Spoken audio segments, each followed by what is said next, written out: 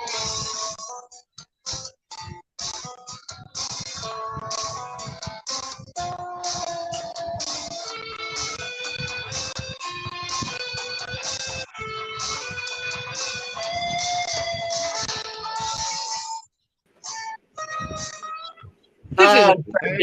how's it going, everybody? Welcome back to the Shadow and Sun Show, and welcome back to another Saturday Night Sci-Fi Shadow Chat, and welcome back to that freaking fabulous theme song from Rick from 28mm RPG. I finally found a way to get my old device charged, which is the only other device I had that could play the music, so it's all good. Welcome, Bo. Welcome, that darn cat. Hopefully we won't get this episode taken down like last time for talking about things that they don't like people talking about. Can't like freedom? Oh, sorry, I broke it. No, I think it was a little bit more specific. But how you guys doing, man? Long time no see. Yeah, I know. It's been like 12 whole hours. Yeah. I know, right? I don't know, man. And other good news, the little guy is back from Mexico, safe and sound. He just got in a couple hours ago. He's going to join us later and show us something he's been working on instead of, actually vacationing. He was working on a little animated short thing that he wants to show off. Welcome, Justin and RPG Grandma. Long time no see. Weren't we just bumping into one another over at 10 Card Show? And GM Johnny, good evening. Nice. Yeah, can't have that. Can't have that. So how's the weather out there for everybody? It's only 105 here, but the good news is when it gets that hot here for X number of days in a row, it'll then turn all that wonderful pool water into a slight microscopic amount of rain, which we might get tonight because 109, man. There's no reason for that. There is literally no reason for anywhere on Earth to get that freaking hot, except Vegas. They can have it. Right. Whiner. No, wait, that was only 115 in southern Arizona today, right? Yeah. But we got rain. Lucky. We got a little, just enough to push the humidity up to be the unbearable miserable point. Not the dew point, but the miserable point. Yeah, I've never been to Arizona, but one of these days I'm going to have to make it out there. I have some friends out there who I would definitely like to see again. Yep. And we have, speaking of tonight's topic, we can give a short report of our game last night. Speaking of that point where military campaigns meet civilian campaigns, I got to say, I have an exceptional role-playing game going on right now. And one of the best and worst complaint I got about it last night was that it's only once a week. That's what I hear. It's actually a really fun game, and this show is partially inspired by this game we're in, partially inspired by our good friend Omen, who absolutely seems to not like military campaigns. And for me, it's a mixed bag. I like them both for various reasons, and I was hoping he was going to show up so that we could discuss what it is he does not like about them. I can understand both sides of the argument. That guy's like Beetlejuice. You say his name one more time, he'll turn up. Beetlejuice? That's not a dig. That's just a fact. No, he is everywhere. The most prolific YouTuber without a channel, definitely. I'll see him tomorrow on Connell's show, the Cigar DM, where we will be reviewing. Oh my God! Have you guys seen the Train to Busan? I have not. No. Not that I'm aware, but it is on Amazon, so I might be watching it Monday night at work if I if work is not. Well, I don't like to use the Q word, but if work is not busy, then I might. Yes. Do you guys like zombie movies? It depends I on the did. movie. It depends on the premise of the zombie movie. I like watched- movies before the early 2000s when they just got played out. They were just so everywhere, so ubiquitous. You know, zombies Well, on trains, Russian zombies, Well, this Norwegian one was zombies, zombies on Nazi a train. zombies. This was absolutely I can't even believe I'm going to say this. The best zombie movie I have ever seen. On the edge of my seat the whole freaking time. And can you believe It's a bold this? statement. Not one gun in the entire freaking movie. Not one bullet fired, not one gun. And I could not believe the freaking, it was just, it blew my mind. We'll talk more about that tomorrow. Brains on Connell's show, because that's the movie we reviewed. And if you guys, got a spare couple hours, because it's just under 2 hours, I highly recommend it. And thanks again to Mark for Mark's Genre Mixer for recommending it. It blew me away. I'm so bummed that Jackie wasn't here to watch it. And even when he got home, I said, "Hey, you want to watch a great movie?" He's like, no. All right. Well, Bus lag, jet lag, glad to be back home in his room with his computer. And, so he'll be on the show later on. And we can make fun of him finally being back in where he belongs, as opposed to, well, Mexico. now, completely on topic. I think now, to me, the reason that a lot of sci-fi games tend to have a military element is because I sort of harken them back to that age of exploration, that 14th, 15th century, Europe, where it was hard to have the money to go exploring without, some kind of government sponsor. You had to have, the crown to give you a ship and money. And so the way my sci-fi campaign is running, there's just a lot of that, because there's a lot of it's hard to have the money to have a starship and to go out. So you need, it doesn't have to be military necessarily. It could be a bank, could be, a big corporation, something like the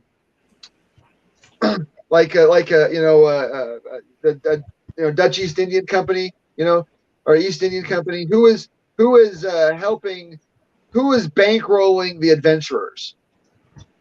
Yeah. And that's the reason Omen doesn't like military games, is because he wants to have the ability to just go out and explore on his own, right? And so I try to thread that needle and give the players options, while also ensuring that the bankroll is realistic. Right. And Brian here says private expeditions were rare and incredibly expensive. The idea that you could just bust out and do that, other than maybe the great land grab here in the United States, they're really you really need the backing, you need the firepower, you need the men, you need so much. And that's one of the things I like about military campaigns, even if it's not an exploration kind of game, that it seems to me that I know there's a lot of jokes that can come with this, but that you start out better equipped with a better set of goals and a better direction, and it's pretty cut and dry, and you can always opt out, so to speak, or find a way to move the story along to where you're no longer tied to the military, if that's what you choose. But for a good many purposes, it's a great way to start out a game, especially for noobs, people who are new to the idea, or at least new to the hobby. You can start them out with most of what they need, and give them a set mission, and they can sort of have some lanes to stay within at all times to get them used to the mechanics and you know, the whole idea of role playing. Traveler was I think probably one of the best games that had that in mind. It had so many different ways to run a military campaign and not make the players feel like they're, you know, just, you know, yeah.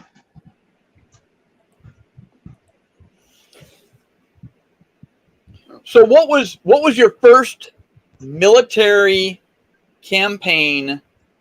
What game system was it in, and when?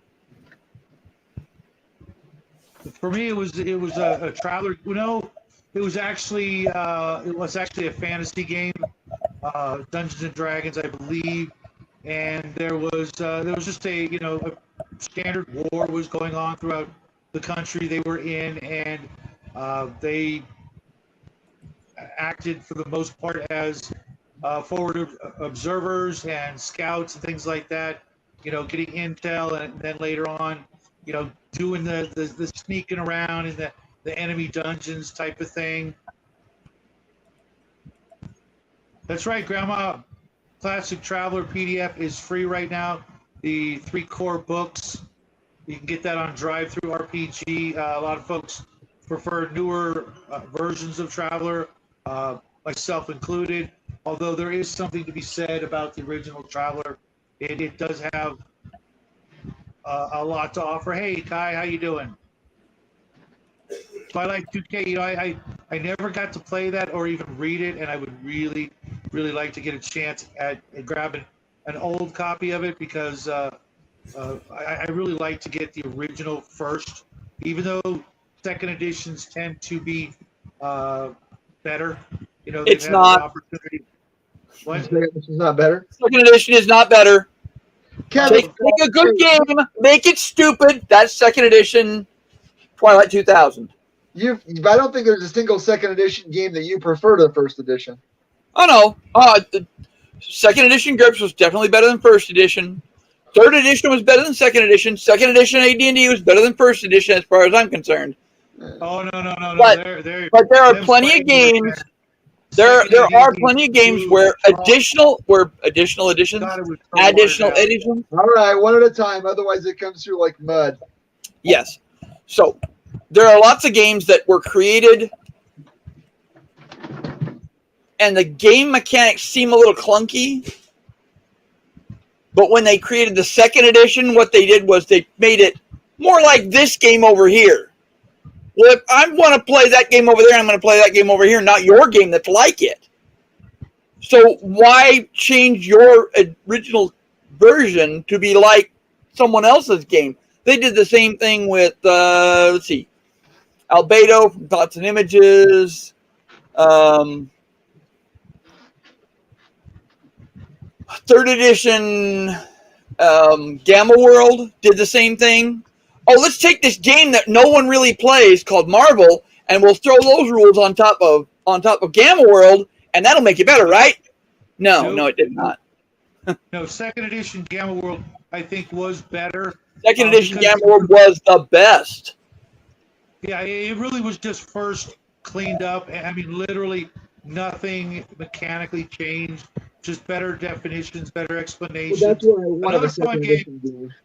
Another fun game to actually run a military campaign in. Gamma World could have had a lot of different ways to go about that. And I remember one campaign where the players were all pure strain humans, having to fight against the damn muties and monsters and all that good stuff. Mm-hmm. Mega Traveler was missing.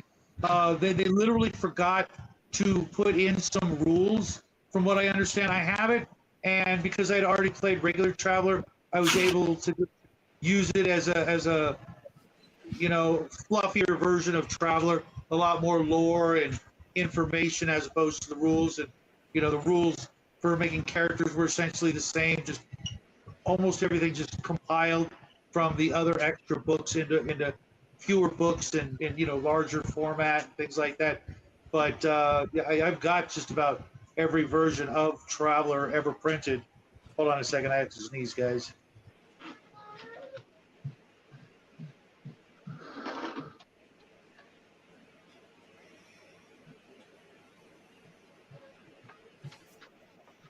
Okay. So apparently, if you wanna not sneeze, all you have to do is say you're gonna sneeze. That's true. Now I don't know Sorry, if I have ever played a military campaign in any sci-fi game. Looking back, I don't think I've ever played one that had a distinctly military setting or military party composition. But I've got a pretty big hole in my role-playing game experience too, though. So we're working on that. But I think that Shadow, you made a good point when you talked about it being, there are certain things that you can do to make your campaign, tropes that you can play. Like we talked about it on my live stream last week. Talked about being lawbreakers or law enforcers, being diplomats or spies, or there's always the corporate side of things. You represent a corporation, whether as employees or as freelance contractors.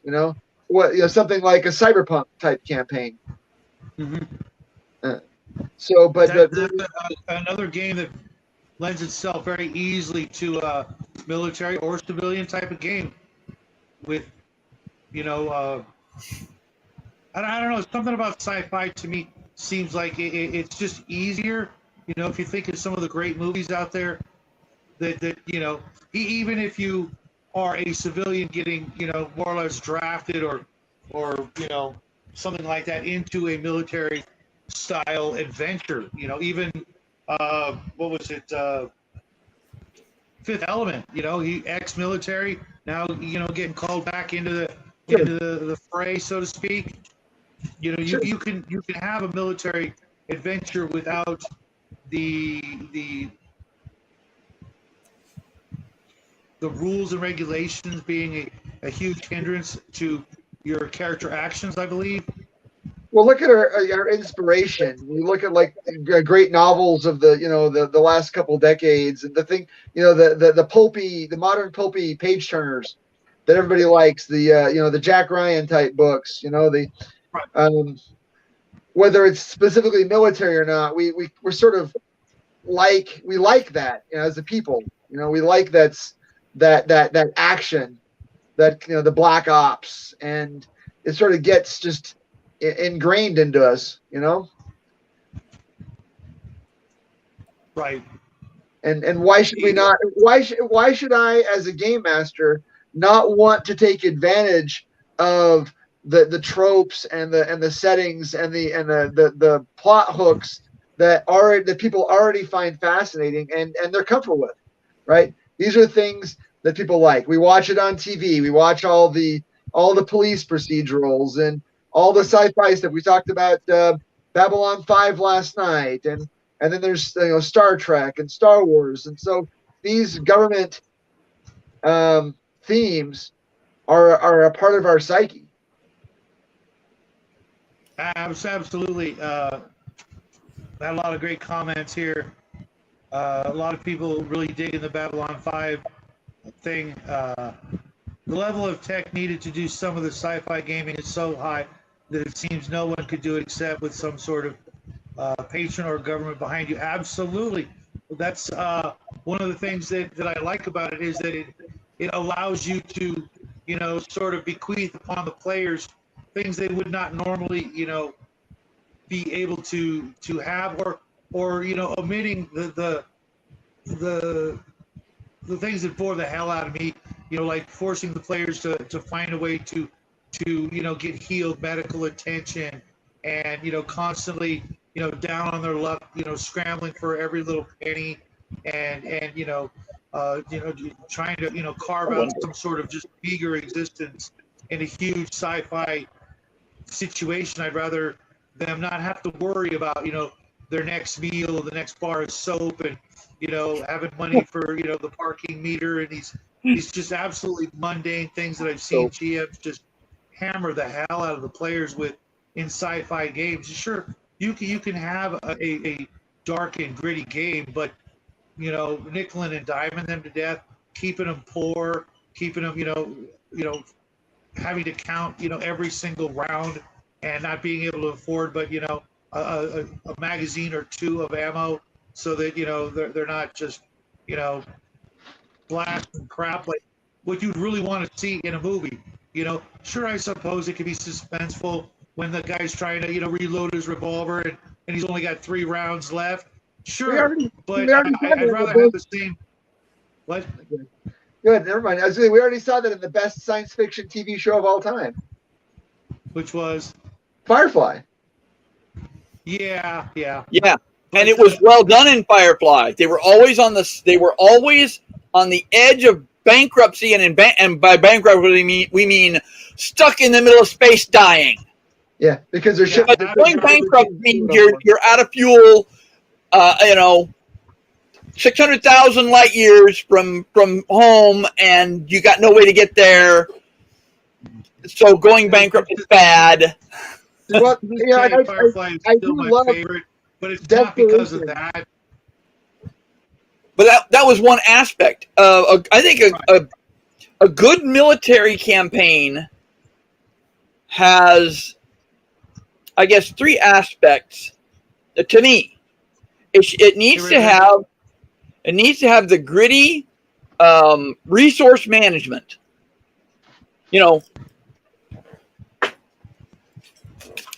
I got bullets in my magazine. When these bullets run out, do I have more? If I don't, do I just go shooting willy-nilly? No, I don't, because that's crazy talk. If I run out of MREs, are we going to starve? Right? There's that resource management aspect. Right. However, I've always had a feeling that it's kind of poor form as a DM to put them in certain situations where they can die in some of the less exciting heroic type deaths, starving to death and things like that. It's not going to happen. I'm just not going to do it. You don't have to, but see, that's the thing. Poor players do not plan ahead, and they will put themselves in those situations to no fault of yours. Oh yeah, one guy on the huge ship. Yes, that Red Dwarf was excellent in that way because okay, so you've got the resource management aspect. You've got the rank structure aspect, which I think is the one thing that most players dislike most. Who's the boss? In our current game, my character is the highest ranking enlisted man. There are no officers. Omen's character is not in our chain of command. No, he's in nobody's chain of command. He's in no one's chain of command. He's not in it. He's in his own chain of command. We're over here, and Omen's over here. Yeah, he's a specialist. He's a specialist. He's not attached to us directly. He's just with us. If he wanted to leave, militarily. Well, no, not anymore because he's part of your task force. Sort of. If he left and died, and the rest of us made it back. No, but yeah, I think you're. Like I said, without giving away too much. I mean, I'm drawing a lot of inspiration for our campaign from the Book of Xenophon, right? I mean, it's about a Greek army caught in Persia trying to get back. Think of it like the Iliad or the Odyssey, or well, at least the Odyssey, or the 7 Voyages of Sinbad, right? A crew, stuck, and not like Star Trek Voyager. That was lame, but one episode of that, I was out. There. Have either of you guys seen Space Above and Beyond? Yes, I watched it. At least I watched the first season on your recommendation. Okay, I think there really I don't know. One season.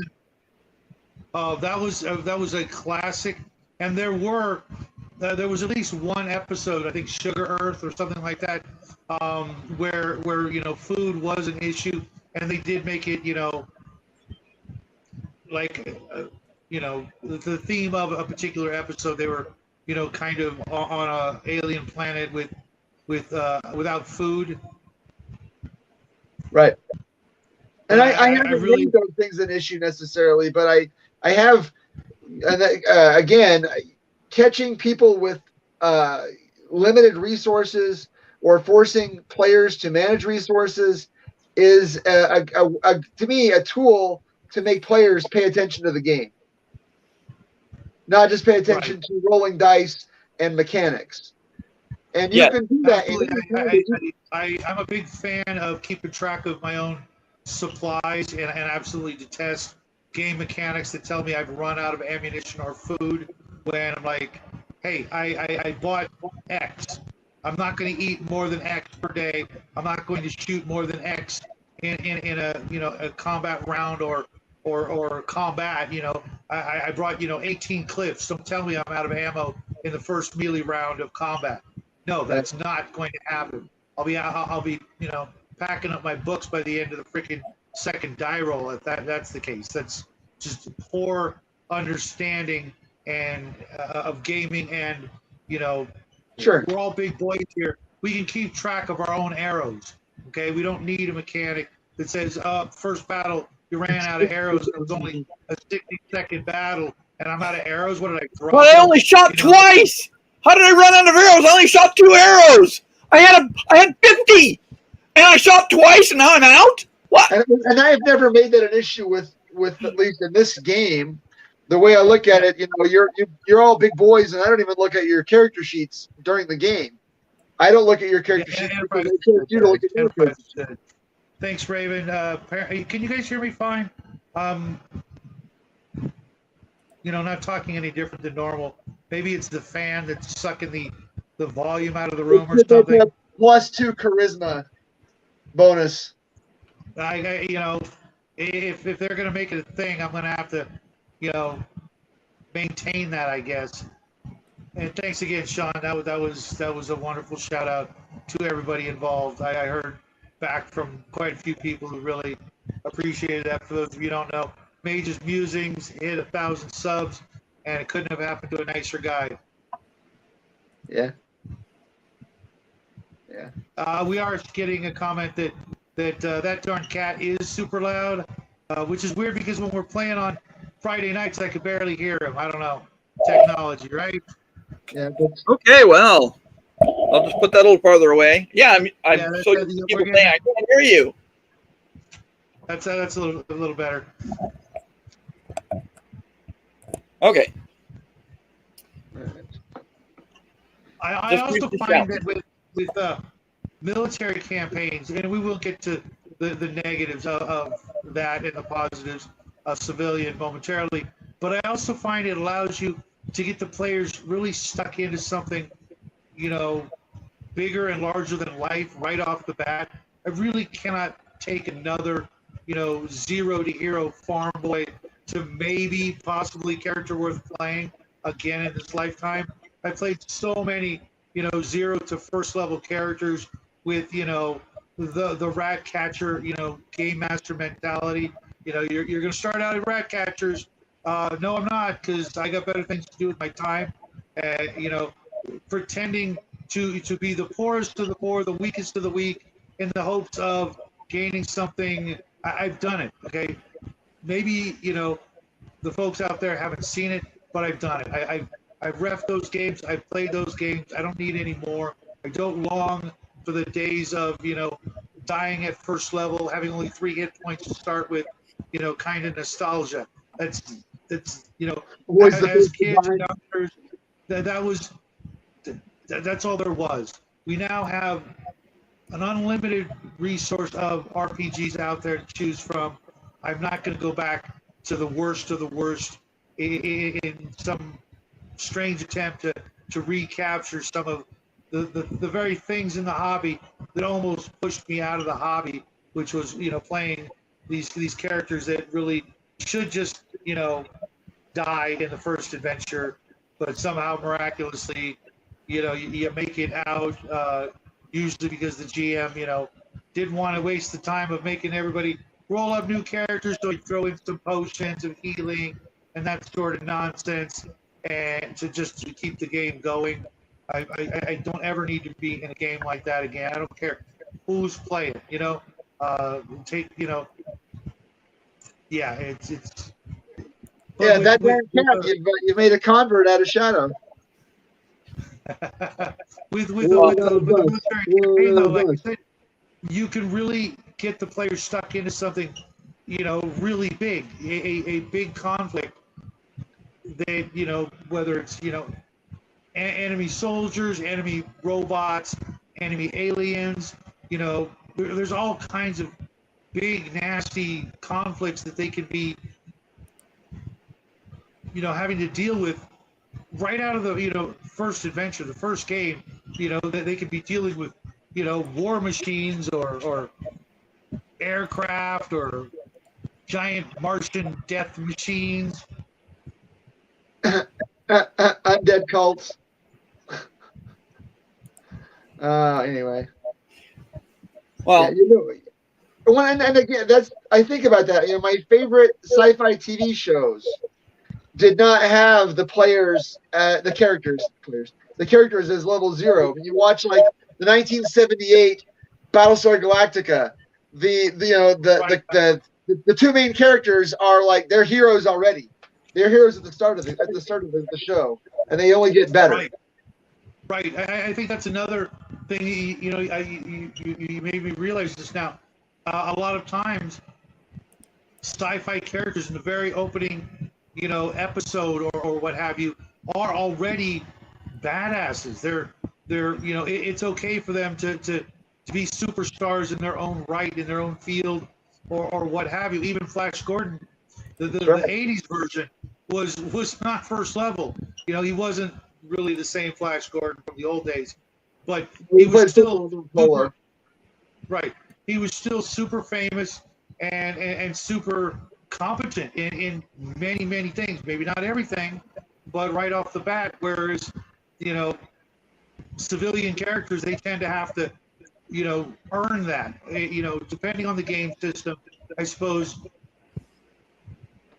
I can't really think of too many sci-fi games where that's really a thing, where you can start out as a civilian with a lot of experience under your belt. Sure, like Cyberpunk. Maybe. That's the only one I can really think of that would be like that. You can start out as a civilian in Twilight 2000. You just don't live very long. No, you can live plenty long. We had a guy do just that. The first game I played, military game, it was a military campaign, was 1986, Twilight 2000, when I was at AIT in Fort Eustis. Fort Eustis. And yes, that's what my dad called it. In the game, you roll up. It's in many ways it is similar to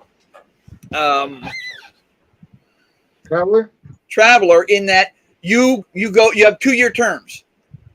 So you advance your character's age and career by 2 years at a time, and have 2 options. You can stop at any point, or the war begins at any point. Depends on a die roll. So you can push your luck. Okay, I'm going to go for one more term. A bad thing can happen to me. I might end up crippled. I might end up, radiation damage. I might end up with whatever. Maybe I'll advance another rank point. Maybe I'll do this. I'll get more points for skills. But you could start out as a civilian in the same way. You would create your civilian up to the point where the war starts. Now, in the scenario, in the original books, the scenario is Russia reunifies in 1990 something, 1990, I think, and then there is a war, right? And the United States Army they push past the Fulda Gap, they push into Russia, into Poland. And then everything gets stalled, and that's where the scenario begins. You're behind enemy lines, sort of. But you have what you have, and that's it to start. Doesn't say you can't get more. Right. But you roll randomly to see what your positions are, what your crew, what you do. I was lucky. I rolled the highest officer, and because we were all in the military, all the guys playing it, all 8 of us, everyone just fell into the military order. There was none of this. Oh, I don't like it that he's my officer. Meh, meh, meh, meh.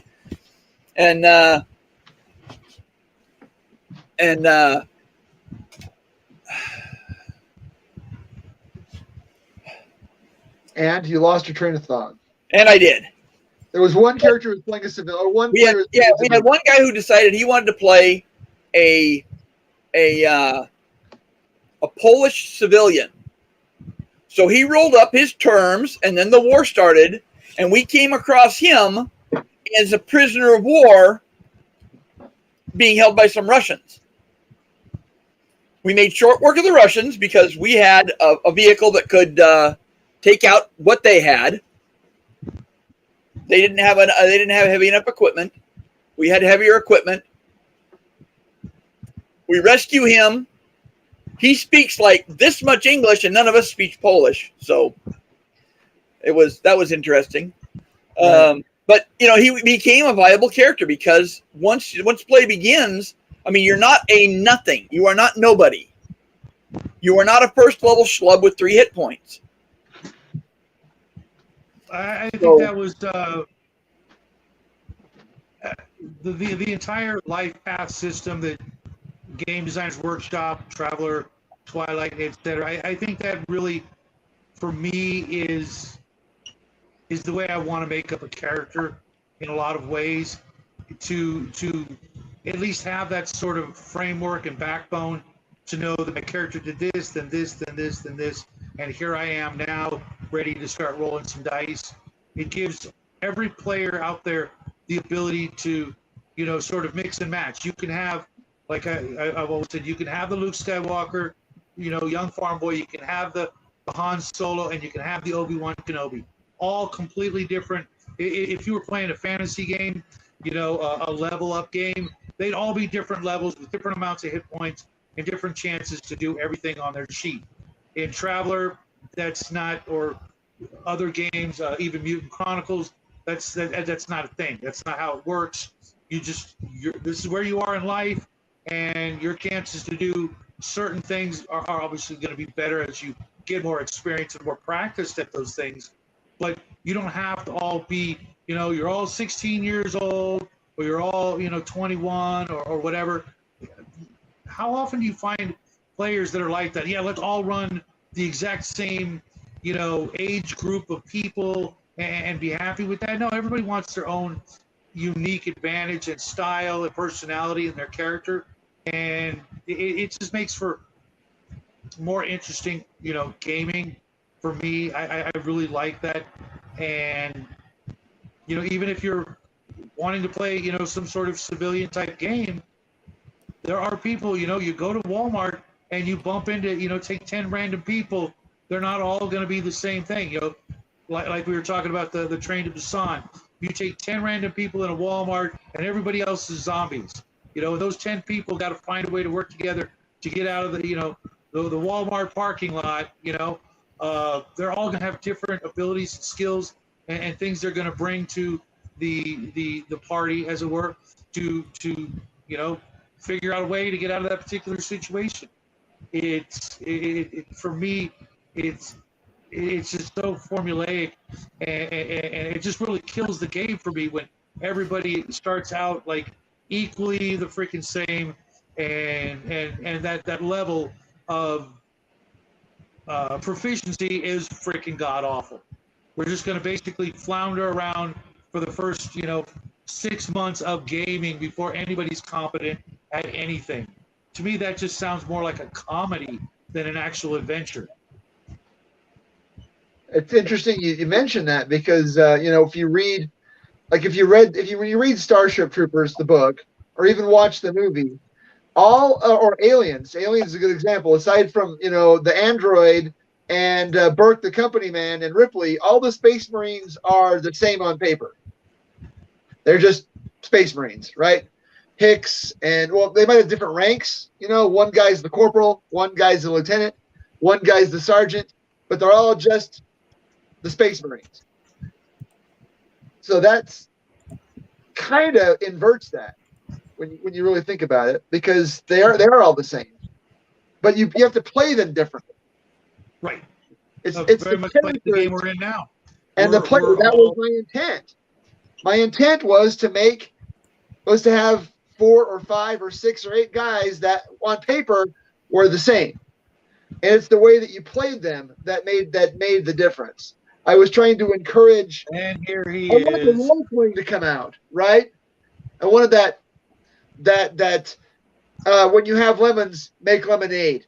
You know how if I give you that darn cat, if I give you Shadow a character and say play this, what do? How do you play it?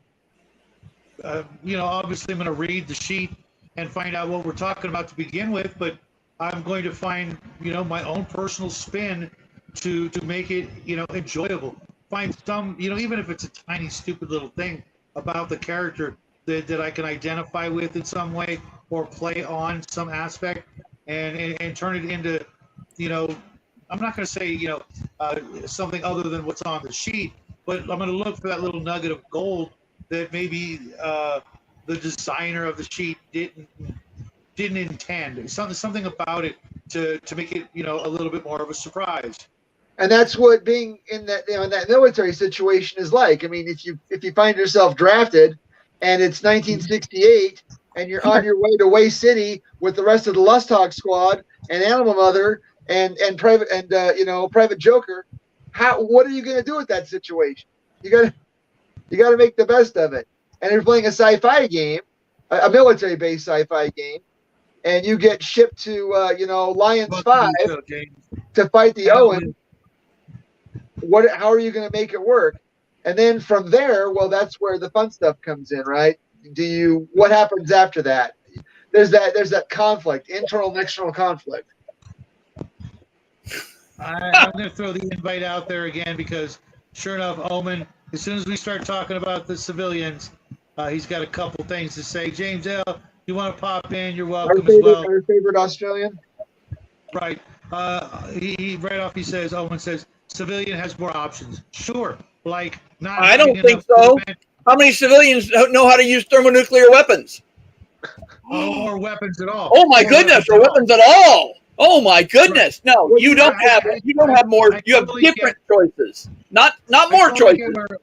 Different choices. I get where Owen's going. He doesn't like taking orders, doesn't like being railroaded, etc. But you know what?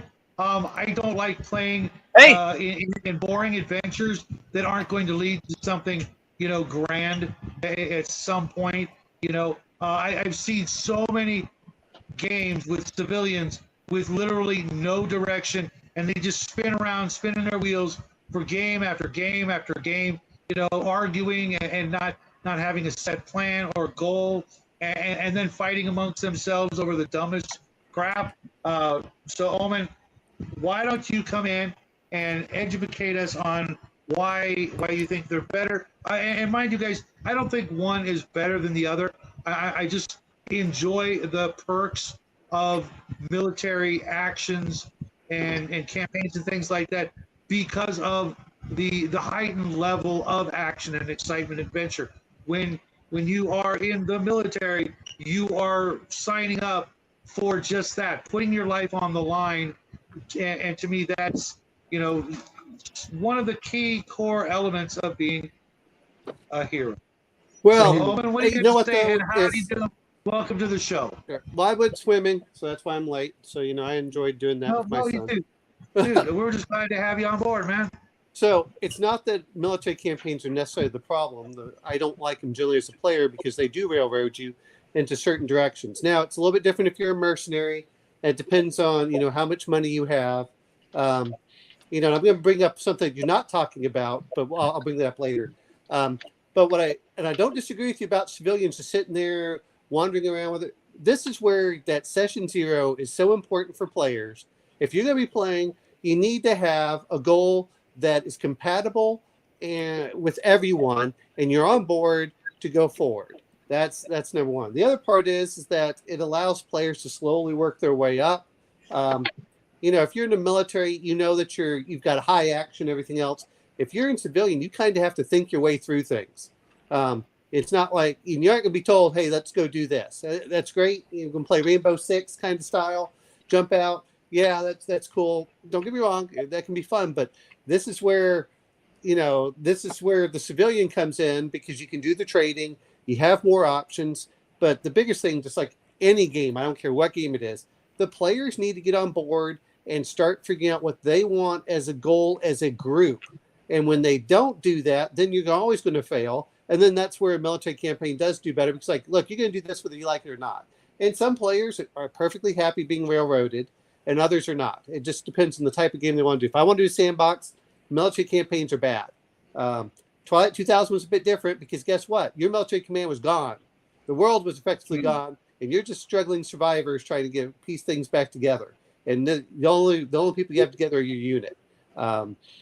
So that's my view on that. But I want to mention something that's kind of in between, which is you're forgetting the intelligence. The intelligence gets all the cool stuff, and then they get the flexibility to get the job done any way they want. And that's not only that is, then you get the really cool stuff, all the really cool equipment, not the stuff built at the lowest bidder. that's the stuff that I like. No, you don't go in with your power armor. That's what you call other people in for. But you go in for your sneak attacks. You go in for your spine. You do all of your carousing. You have all of those skills built in. Then you get the intelligence, and then oh, okay, we're going to plant the bomb. We're going to go here. We're going to go into this area. That's the kind of stuff that I like, because you can be set up in the city, and this is your job, and this is what you're supposed to be doing. And that to me is the more fun part. Is we get the good hybrid in between. Not only that is, as a DM, you're perfectly allowed to go in and say, "Hey guys, if we're going to use Traveler as a perfect example, here's your stealth ship. It has no guns, but it has the ability to fly. I'm going to use 2300. It has the ability to fly into King and go underwater and do all the other stuff that makes no sense whatsoever from a military standpoint. Look, where military is there is intended to blow stuff up and destroy things. But intelligence, you go in quiet, you move in, you get all those stealth skills, you get everything in there. You can become special operatives. You can go all through. You can get the best of both worlds almost from there. And that's what I think works out well. But to me, it's civilian or intelligence more than military for that reason.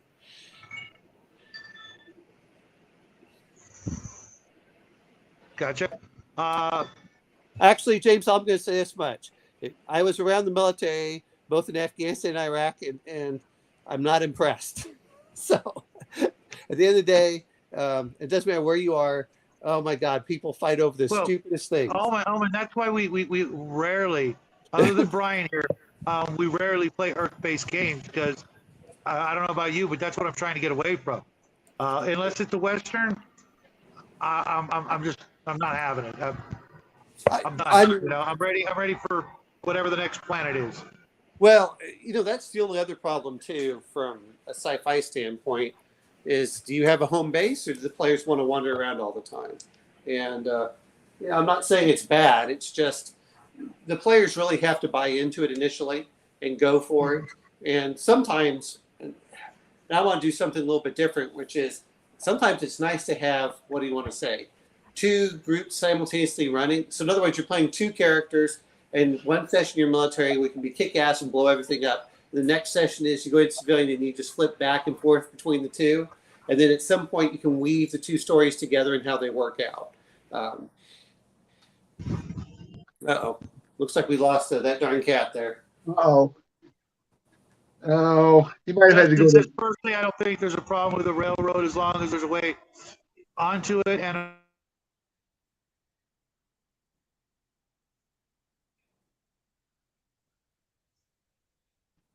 we were in a module per se, and finding out didn't change anything. Sometimes it did. It was like, oh, that was really, oh, you didn't write that? Oh, okay.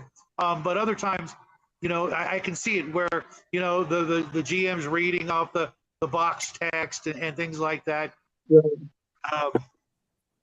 You could be in a railroad and never know it if the GM's, if that's the way the GM works. There's some fine GMs out there that's what they do. I'm okay with it, but it's when you get those invisible walls that you can't do this because GM says we're not doing that type of thing, and I'm like, well, why not? That for me really ruins a good game when you can't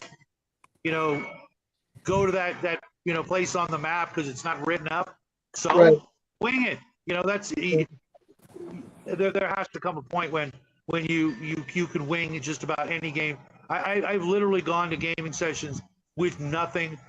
Everything was already there, and I didn't have anything written down, no paper. Just like, oh, you guys got a DMG? Okay, cool. I'll be there at this time. We'll play. And You've discovered my secret shame. What? No preparation? Or no massive amounts. No preparation. Well, you know what though is it's not that I'm against one or the other. It's if you're trying to do an overarching story, then yeah, you have to do lots of preparation. Don't get me wrong. And I don't mind modules. I don't even mind railroads as long as they are either one shots or they're just intended for this one small section. I always say that I want highways. The highway is, okay, look, you go stay in the road, but there's some exits and you can take the exits and you can go off into different areas from what's there. But the other part is I'd also, and players also, this is the other part everyone forgets about. There are too many players that think it's fun to derail the game entirely. And it's like, look, you're not making it fun for anyone. At the end of the day, this is a cooperative game, whether people realize it or not, between you and the DM telling a good story. As much people are like, oh no, well, the story should develop as it's going through on the choices you make, and there should be implications for those decisions, but it should also not go over like, haha, I did this, I screwed you over, and like, look, that's not any fun for anyone. It's Nope. So it needs to work both ways. As I can tell, like, I'll give you a perfect example. I was in a game, we were all supposed to meet together. One of the players was kind of being a dick. And they just wanted to wander around instead of meeting the party at the tavern so we could all get together and play. And then they decided that, like he had a board of different quests, which, it's like, look, if you pick a quest, he'll write out the adventure for next week. That's fine. Nope, we're going to ignore that completely and go completely off the rails, which sometimes that works. But it was kind of like, instead of saying, hey, this is what I want to do, part of me goes, if you really want to do it, is tell the DM the session before or whatever, hey, look, I'd like to get off this planet. I would like to go over here. Look, there's this area over here that isn't filled in. Can we go do this? And he goes, okay, you know what? I can get to that in a couple of weeks. All right, that's cool. We'll play this game for a couple of weeks, and then you'll let us move over to that area that's unexplored. And that's where the cooperative aspect comes in. I always liken it to go into Disneyland. Okay, the DM's going to make the world, that's Disneyland. And he's going to populate it with rides, that being adventures and dungeons and things like that. And as the player, you get to decide what you're going to do first. When I go to Disneyland, the Haunted House or Pirates of the Caribbean are the first stop other than Main Street, which is, getting to know the world and doing all that stuff, maybe getting something to drink, etc. Maybe checking out Lincoln or whatever, always got to check out the magic shop. But once you get in, and you got the choices of the worlds to go to and the choices of rides they're in. Once you get on one of those rides, you write it to the end. Yeah, you write it to the end, and then and then you get off and go to a different one. It gives the GM the ability to draw up the map. Okay, trying to completely randomly out of the off the top of your head come up with the floor plans and things like that. That's you can really have some issues where hallways don't meet up right and rooms and things like that. In a dungeon, it's a little easier, but you can just say slanting floors and things like that, or magic. But it gives the GM the ability to draw up the things that he's going to need or she for that particular adventure, that particular night. Letting the GM know, okay, we're going to do this. Next time we meet up, we're going to be doing this particular, Mr. Toad's Wild Ride. We're going in there, and okay, what are we going to see? Well, we'll find out next week, because we've given the GM the time to, draw stuff up and maybe create some NPCs or monsters, fill the rooms with, traps, or, what kind of robots are guarding this, particular part of the facility. Those are things that, you should, allow for your GM to be able to, prepare. Otherwise, you expect them to have everything up here, and not everybody can do that. And if you want a really cohesive, well put together adventure for the night, you might not want it to be completely, ad lib the whole time. Some people can do it, most people can't, and I think you just, you're throwing everybody else at a disadvantage, the GM and the players, if people are, changing their mind. How many of you have run a game and in the middle of the freaking dungeon, everybody's like, we're leaving, we're done. Yeah, exactly. Okay. Okay, that's cool. I mean, I get it if the players are like, we can't, we can't handle anymore. We got to leave, get back to town. We're out of magic, or we're out of ammo. We can't, stitch each other up anymore. We've got, everybody's got like 15 different wounds that are bleeding and bandaged up. I get it. But, just because, you know what? Wouldn't it be cool if we did this instead? Like you're in the middle of this thing, the situation, and you're just going to walk out the front doors and just, forget about the quest you were on, forget about the contract you may or may not have signed or agreed upon, not the social contract, but like in game, okay, we agreed we're going to go, clear out this dungeon or steal these plans or whatever. Nah, screw it, we're leaving. Most people don't really do that in the real world. They agree to something and they try to accomplish it. Well, within reason, the other part is that for players, I don't know if anyone ever played Arkham City on the, for the on the consoles, but there's one part where you can actually do that as Catwoman, and you walk away, and they show the end, and how Batman dies, and then they rewind it and say, "Nah, you're not going to let that happen." It's one thing like, okay, this is what would occur, and then you come back and like, oh, okay, let's go forward for that. But yeah, you're right. That's really funny. That's really funny and clever. I have not seen that all. I wouldn't, that was one of the things I said, oh, okay, so you don't feel like you're losing the entire thing. But also as players, you're trying to tell a story. The other part is, I hate saying this, you want that action and adventure. You want to be able to get off the world. You want to be able to run with it. I mentioned some of the things, when I say, military campaigns versus others. When you're in space, guess what? A ship is a dungeon. And if all of a sudden your engines drop out and you're next to another ship, you're in a dungeon, whether you realize or not. There's no escape. You got to figure out what to do to get out of there. Now, you don't have to grab everything, but it's like, all right, we need the dilithium crystals from such and such area. We're not quite sure where they are, so we're going to go explore the ship to go find them, and then we're going to pull back out. That's a typical. And then if the players want to blow up said ship because they're, gene stealers on it or whatever they're going to do, or we're going to salvage it, that's up to them. But that's where I talk about that's why I talk about a highway. It's like, look, you're over here in your rest stop. Where are you going to go from here? You can, once you're there, you can go do different things in there. But you got to fill up in gas first, whether you like it or not. Right. Yeah. No worries, Grandma. I don't mind for, I think travel has a pretty good system for that. I don't always like everything, but character creation, because I've been playing around with the Warhammer fantasy roleplay stuff. Man, character creation, if it's fun, makes a huge difference in getting people into the game. Because but for me, I absolutely hate any system where I'm going to find out what my character is randomly. I'm not interested. Sometimes I'm not in the mood to play something that I'm not in the mood to play. It's really simple. If I'm in the mood for, playing, let's say, a paladin, I don't want to randomly roll up, an assassin. but at 1E, you can't pick the paladin. The paladin is determined by your rolls. Now, to be fair, is you roll your character first, and then you determine what classes you can be from there. But I would actually rather do the opposite, which is you can't become a paladin until you're 7th level. That's what I would prefer. It's like, look, you got fighter, magic user, cleric, and thief, and then you can pick one of the subclasses once you get to 7th level. Yeah. Well, that's not entirely true. I could see that.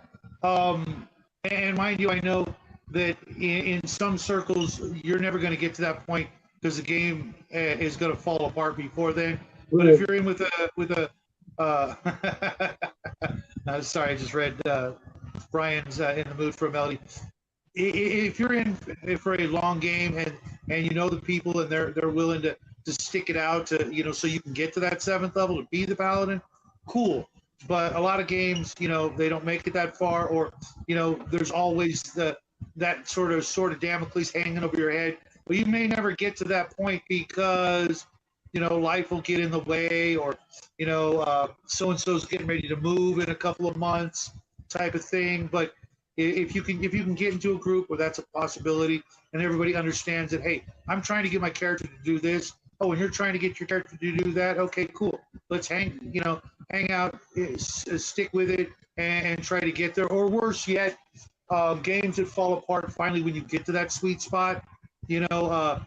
Certain professions or games or systems or whatever, your character doesn't get to that sweet spot until X number of weeks or months or sessions after the beginning, so that you can finally start doing those things, whatever they may be, that you've been looking forward to the whole time.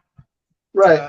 As a character, you could easily, not to say you plan your life out like the build systems in so many games out there, but you have something that you have a goal you're trying to reach, and that goal may be to get to be let's just call it X level, to where you can start doing these other vastly different things than what you've been doing before. The standard fighter, getting to 10th level or 9th level, whatever it is, where they get an army and they can start building a castle. I want to maybe get to that point and keep playing, and not go, oh, okay, well we're here, and it's too hard to create a challenge, or nobody else wants to do that sort of thing with you. Well, hey, you can always work around that and find a way to incorporate everybody else into each other's goals, and create a more cohesive, more viable team, because you're now even better, and now all these new options opened. But that's actually why I kind of like the Warhammer stuff. You can pick it. You just don't get, you get bonus experience when you start off, and if you don't want to pick, you don't get that experience. I'll also say this much: having been in Afghanistan and Iraq, there's a lot of stuff that's not killing hostiles. A lot of it's pacification, but but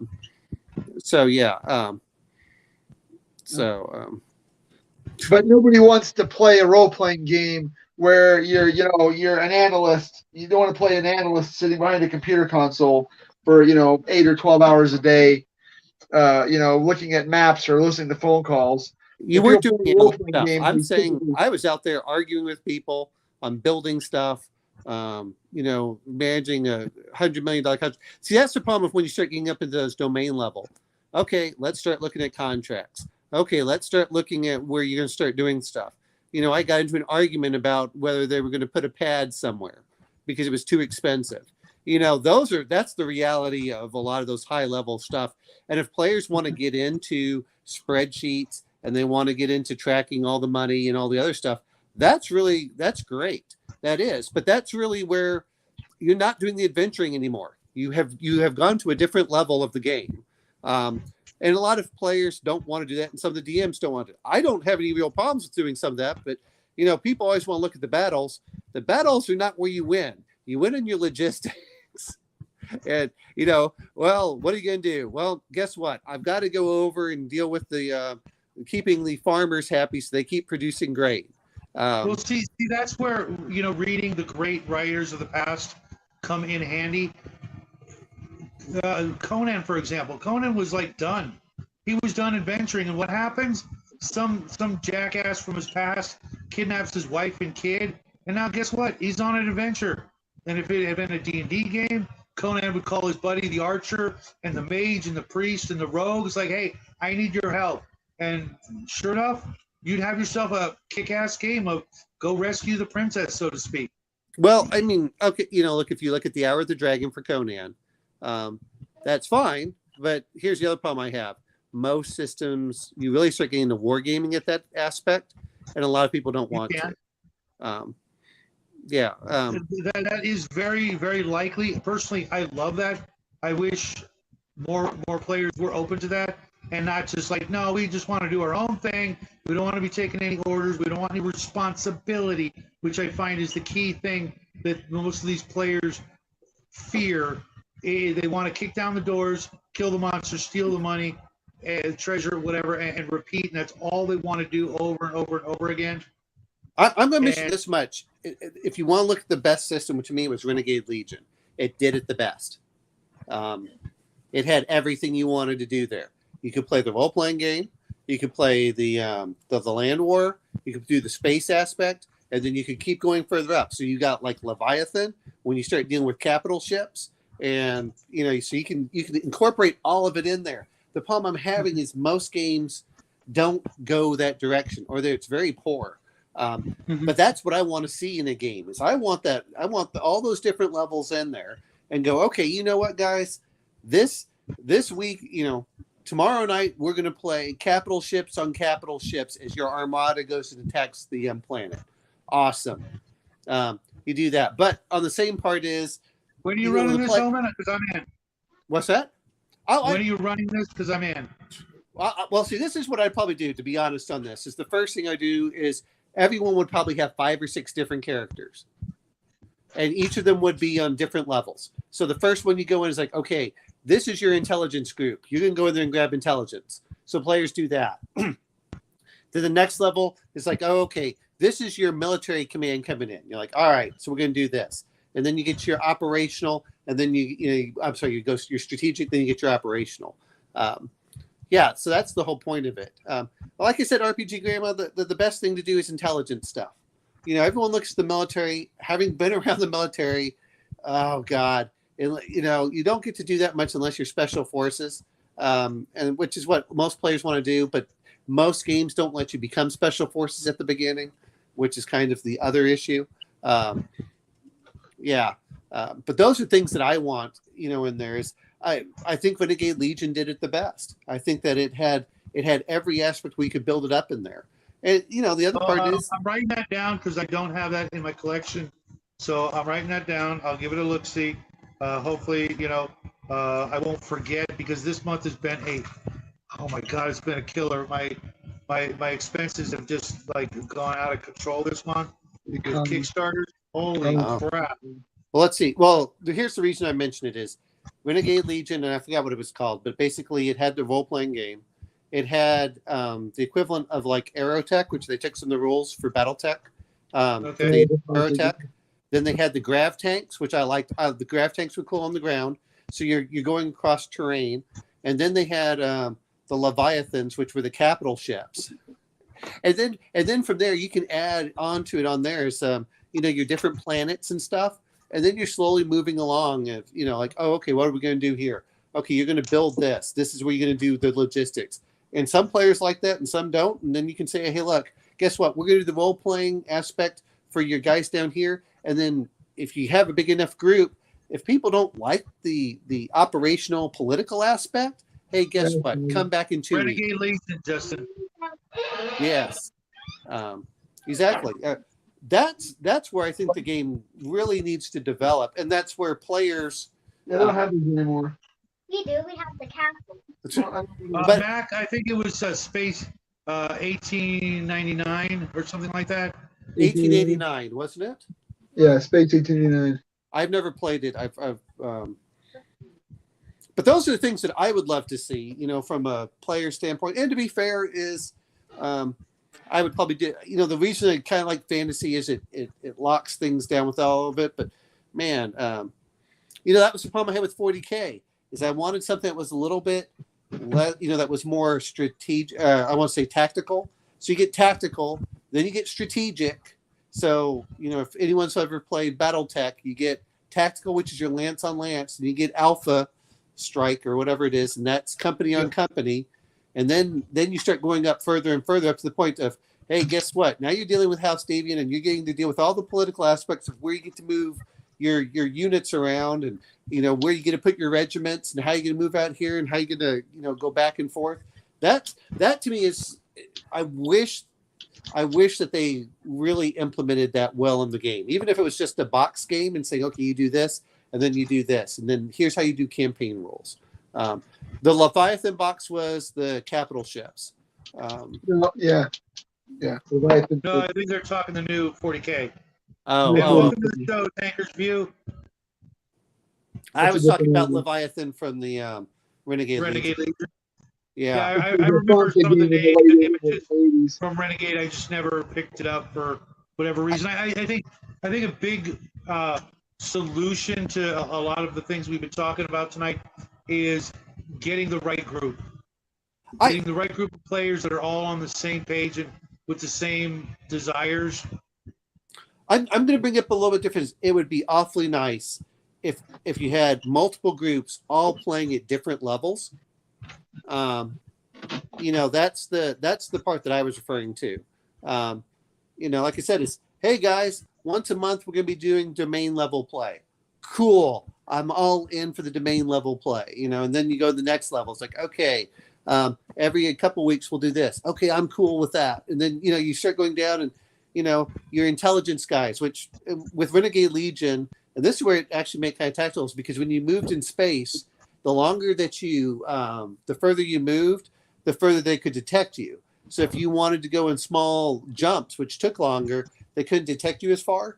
And that I thought was kind of cool, because then you're saying, okay, we have a listening post. So how do you get on that listening post and you take it out initially so you can allow your big invasion without anyone knowing what's going on? Exactly, Grandma. Yep. In the real world, people are at different levels. Yeah, even people, who let's say are the same age, went to high school together, get out of college, and they're all going to be so vastly different in all kinds of different, areas of expertise. It's something I realized a long time ago playing, zero to hero games. It's like, this is bullshit. They wouldn't even let you out of the freaking town if you were this incompetent at doing anything. Why would they let you, your family would be, locking you in your room kind of thing to keep you from getting killed if you were this incompetent. But yet you were the town's only hope to save the village from X. I'm going to be a little bit different. If you look at like what the murder rates were in medieval England, it was like 10%. I mean, it was pretty brutal for that. You're like, okay, Sure. but this is again, this is why I think that going back to fantasy rather than sci-fi, this is where I think Warhammer Fantasy Roleplay does a pretty good job for that, because as you progress, you are kind of a nobody. And you don't get into a lot of fights, and then later on, you can become the knight and the witch hunter and the the prince and things like that. Well, that's true too. Sorry, back to comment. Maybe the village is trying to get rid of you. Well, you know what they used to have? What is it called? The rite of passage. Well, This is your rite of passage. Either you survive it or you don't. Yep. That's where that comes into. And to be fair, a 0 level has what, 2 to 7 hit points. Depending on the game, yeah. Yeah, I mean that's what you go in there. So yeah, those are the things that I look at. I'm not disagreeing with one or the other. I always wanted to run more of an intelligence, because then I could give players, here's your mission, you determine, and here's your ship, how to get there, and here's your equipment, and good luck. It's like, oh, by the way, we don't want you trying to kill everybody. So like, all right, we got to do more social role playing. We've got to do our spying and our, sneaking up. And yes, we can fight a little bit. And then I would give them a relatively unarmored ship, because then they couldn't go into, they couldn't go into a big fight. It's like giving someone an SR-71. The SR-71 survives by speed, not by, armor. That's an A-10 Warthog. Hell, even Serenity had no guns on it.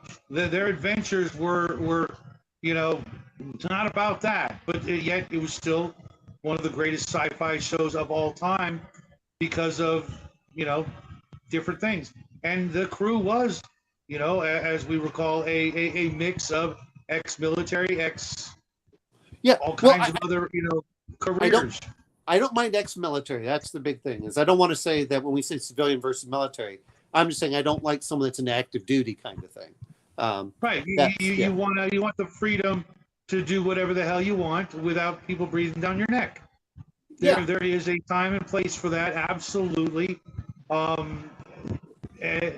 me, I mostly play chaotic good, chaotic neutral, alignment types. If we're going to go, use that sort of, mechanic to explain it quickly. But I do see as I get older the advantages of having a well-disciplined, well-funded sponsor or director or even boss to help keep you in adventure. When you're in a military campaign like that, there's never going to be a shortage of action, so to speak, and that's what I'm in it for the most. I've done enough role playing, just straight role playing over the years, to last me the remaining years I have. I really want to get into the action at various levels. Now, some would say that I can facilitate that by just playing more miniature war games, but that's really not going to scratch the itch I'm talking about. I want to, be the one character and see the battlefield and go, oh my God, I'm probably going to die, aren't I? But then, take those risks anyways to do those heroic deeds, etc., and see if, I make it through to the other side. Well, I'm going to bring a good one. If we're going to talk about sci-fi, is I kind of like, if you look at Farscape, I don't like the Terminator. No, but Star Trek is, they're anyway. But this is the thing that I like about some of it is I like the players, whatever you want to call them. I don't mind if they're on the run. Look, you're outlaws. What is it? Done that. I did that campaign for 10 years, and believe me, as a dungeon master, it was one. I know for a fact it was one of my players' favorite campaigns because they were always on the edge. They were always having to look over their shoulders. There was always the opportunity to just throw in some random mercenary bad guys hunting the players down to just show up at any freaking drop of the hat. Just boom. Oh, they bust through the walls like Kool-Aid, man. And suddenly, they're up to their eyeballs in people they need to deal with to not get, thrown in irons and dragged off wherever it was they were going to be taken. That's absolutely. If you haven't run one of those campaigns as a GM, find a way to get your characters on the lam, so to speak, chase them down, hunt them down, never give them a minute to rest. And when you do give them that 30 seconds to rest, make sure that they know that, this could be your last, the last time you get a rest for a good long time, if ever, other than, maybe ended up in a cell. Well, I'm going to mention the other part is it kind of does the blend. With outlaws, you have to do trading. You'll attack ships when they're available. You have to evade, being chased down. That's part of the thing that makes those a lot of fun. The other part is you tend to be poor. So you have to go, well, do I take this merchant ship or not? Is this a big score? I've already decided next week's topic is going to be space pirates. So I mentioned that at the very beginning of the show, the possibilities for sci-fi games. And we mentioned lawbreaker versus law enforcement, espionage and spying, and, mercenary and merchant, right? Is all, easily possible sci-fi campaigns.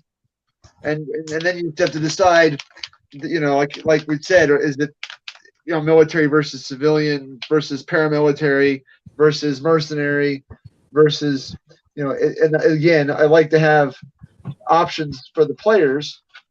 We just have to decide how things are going to go at the beginning, because the beginning is just a beginning. A beginning is the place to start the adventure, to start the game, to start the story. I'm just going to tell RPG Grandma, 50 years is still modern tech. You may. Shit, huh? Well, it's terrible. Everyone's talking about Ukraine. Like, they're both fighting with 1960s equipment.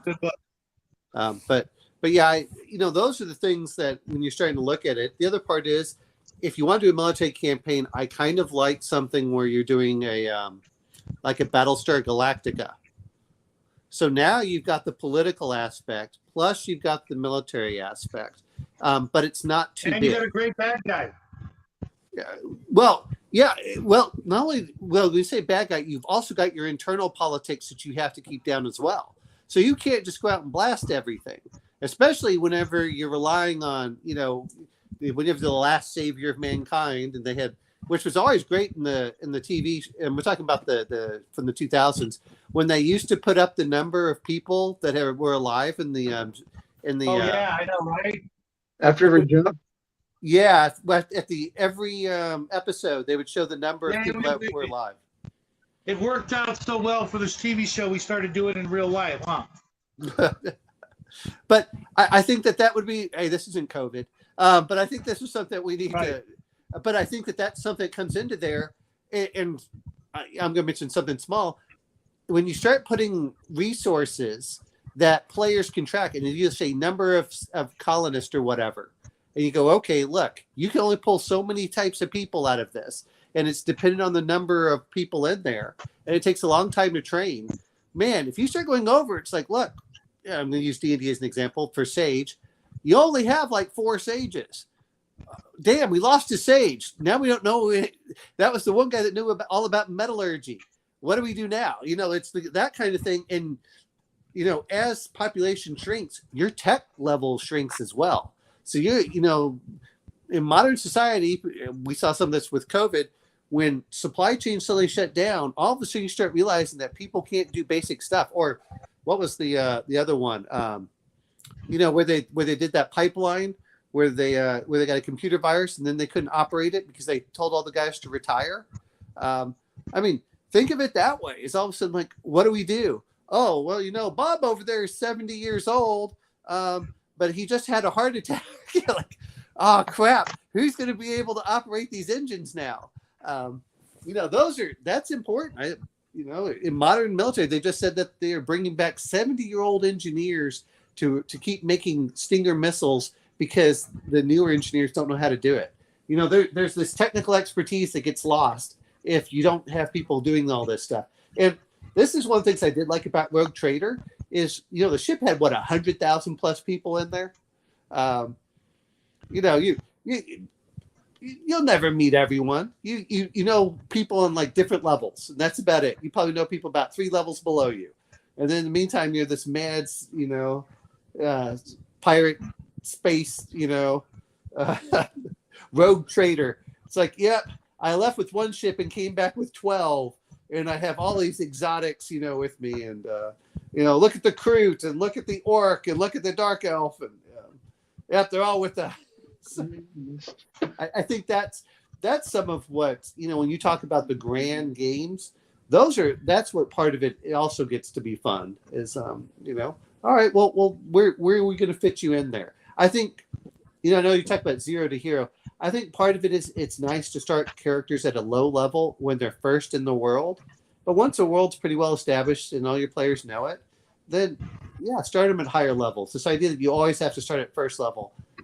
I don't know about you. I didn't mind third. For me, it seems, as I get older, that it's really something for the people who have not literally played tens of thousands of hours in the hobby. I've done so many things in the hobby that I just, if I never do those specific things again, it'll be fine. But there's a whole lot of things still on my bucket list, and keep throwing those 0 to hero games my way keeps me from getting to the things I actually want to do. Well, I think this is the problem with some of them I'd like to do. Like, I wouldn't mind a 0 to to hero as long as they're accelerated. You know, it's like, look, if you already know the rule system, then why not? And you know the world pretty well, then why not start you at a higher level? But you know, I think this is the problem that I have with 5e D&D is the players, the characters are advancing faster than the players are learning how to play their characters. And they keep getting, oh, look, I got a new power. Oh, look, I got a new power. Oh, look, I got a new power. Oh, look, I got new spells. And then one is you get the paralysis of choice. The other part is they're not really learning on how to best use those characters. That said is, if I'm doing a basic game or first edition, no offense, right up until I get to about third or fourth level, it's always the same. Oh, look, I can do this. You know, at third level, all right, you can start putting tougher monsters at me. I don't feel like I'm a complete weakling. I can do some other cool stuff. That's fine. You know, again, I'm not talking about, I think part of the problem that we're having is most of the games nowadays, they don't have that high power level that really wants to be the epic campaign you want it to be. You know, if you're, let's be honest, in D&D, when you were 10th level, you were supposed to be taking over, not necessarily, you weren't supposed to be adventuring so much. You were supposed to be dealing with, you know, your lands and wars and stuff of that sort. And then sending other... Or you know, doing this sort of like Planescape kind of adventure, you know, where you're going to these, you know, massively powerful realms that would just snuff out a lower level character. You walk into, you know, different dimensions, and as soon as you're there, you start taking 30 hit points around just because you're not supposed to be there. Well, if you don't have, you know, 60 hit points, you're not going to make it 2 rounds. Well, you know, the other part welcome to the show, Kronk. So that's what it's going in there. Well, you know, but I think those are the things. It's not, again, that I don't mind starting off at low level when I'm first learning a game. I think that's good.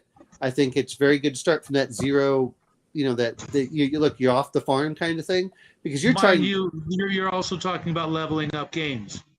In games, because there are a lot of RPGs out there where leveling up is just not a thing. I'm not referring to leveling up. I'm saying you're starting at low power levels because you're trying to learn the world as much as you are your characters. Again, once you understand the system, then you start moving further up.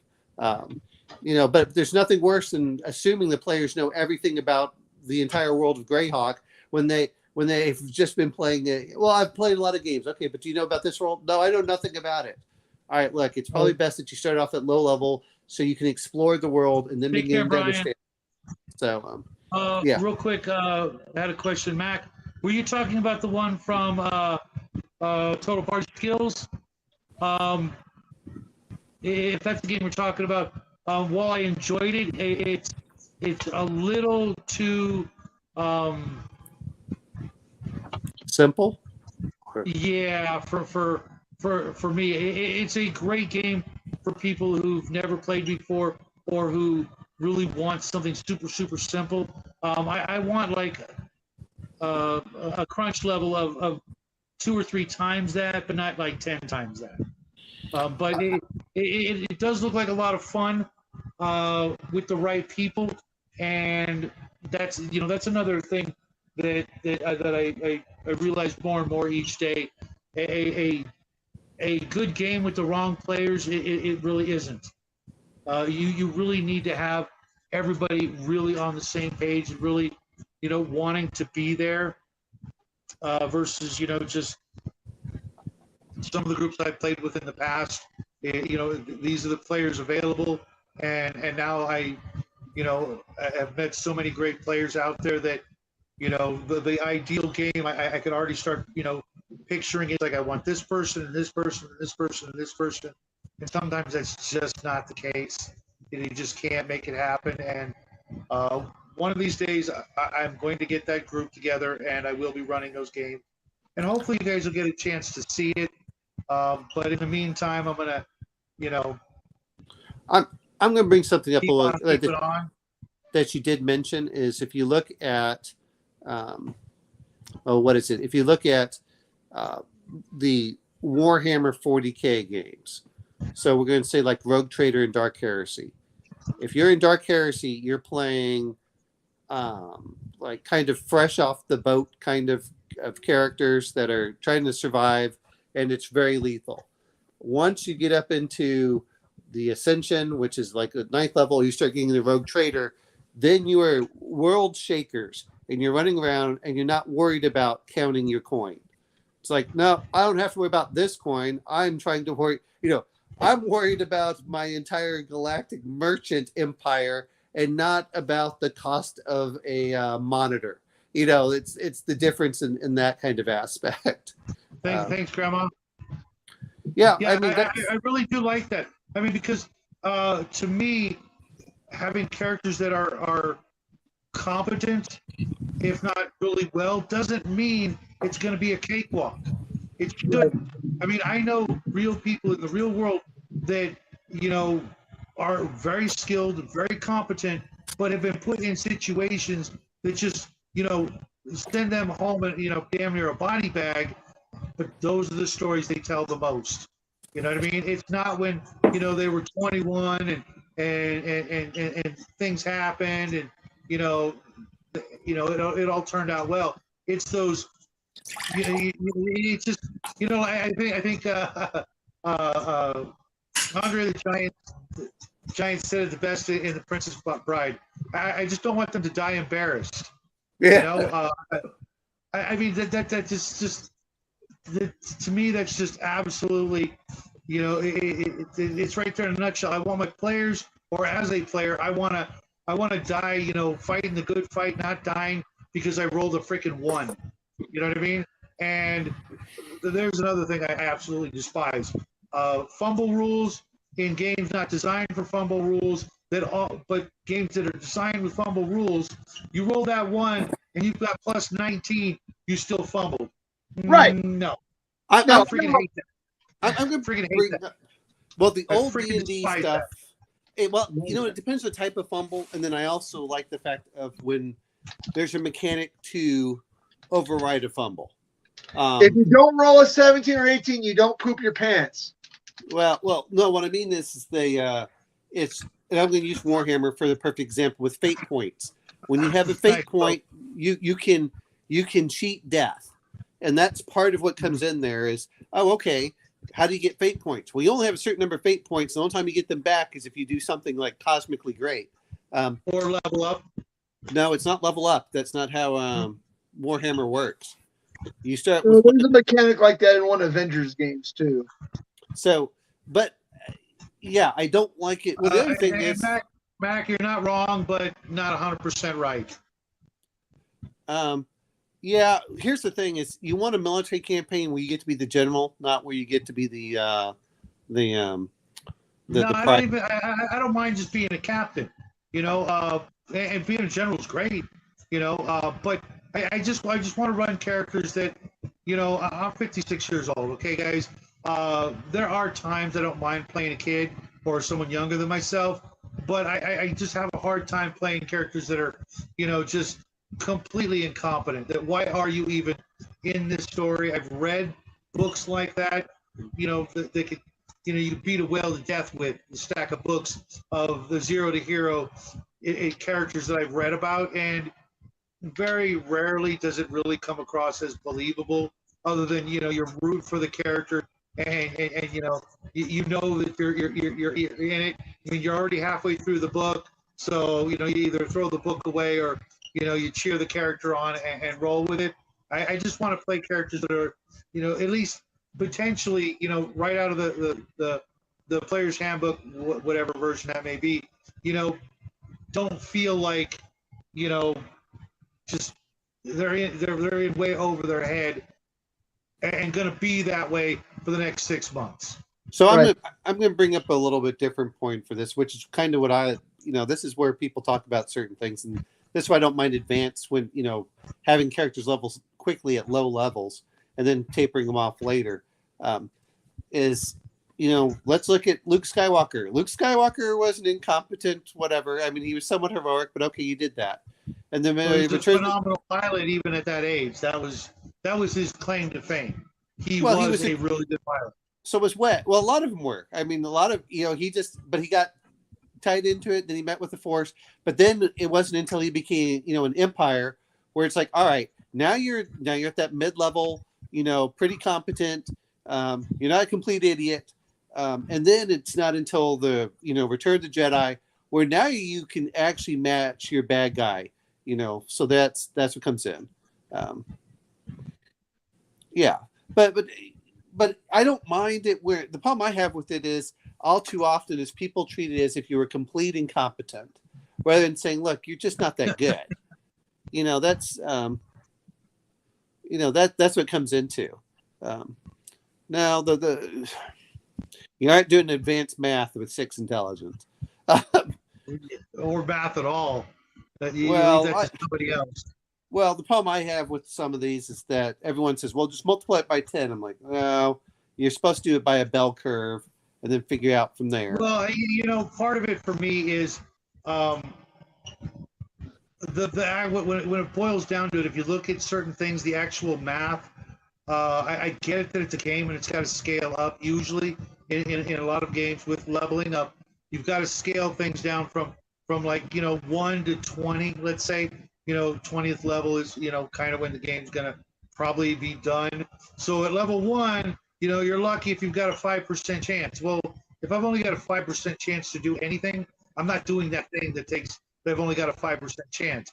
Very few people in the real world actually strive to make that 5% into a 10%. They usually just go with their strong suits and rely on those their whole life through. If you literally knew you would never have more than a 10% chance to pick up a rifle and shoot the target, you'd probably never pick up a rifle. You'd find some other solution. Statistically, your odds of hitting someone is about 1 in 10,000. I mean, that's statistically on how many bullets are fired in all the wars for a person that's killed. Yes. Other situations, not so no, much. I'm being honest about this. Most of the time, my grandfather talked about when he was in the war. He didn't know if he shot the guy or not. Very rarely do you see it. But and he was happy about that. But the other points that really comes down to it is, and we don't necessarily deal with it most of the time. Look, you fire back and forth. You're shooting at each other. It takes a while. You're not in close combat. You take pot shots at each other. In some cases, people don't even shoot at each other. They actually shoot over each other's heads. You're, what you're really doing. Their own conscience won't allow them to literally, aim properly. Hey, Bo, what you painting?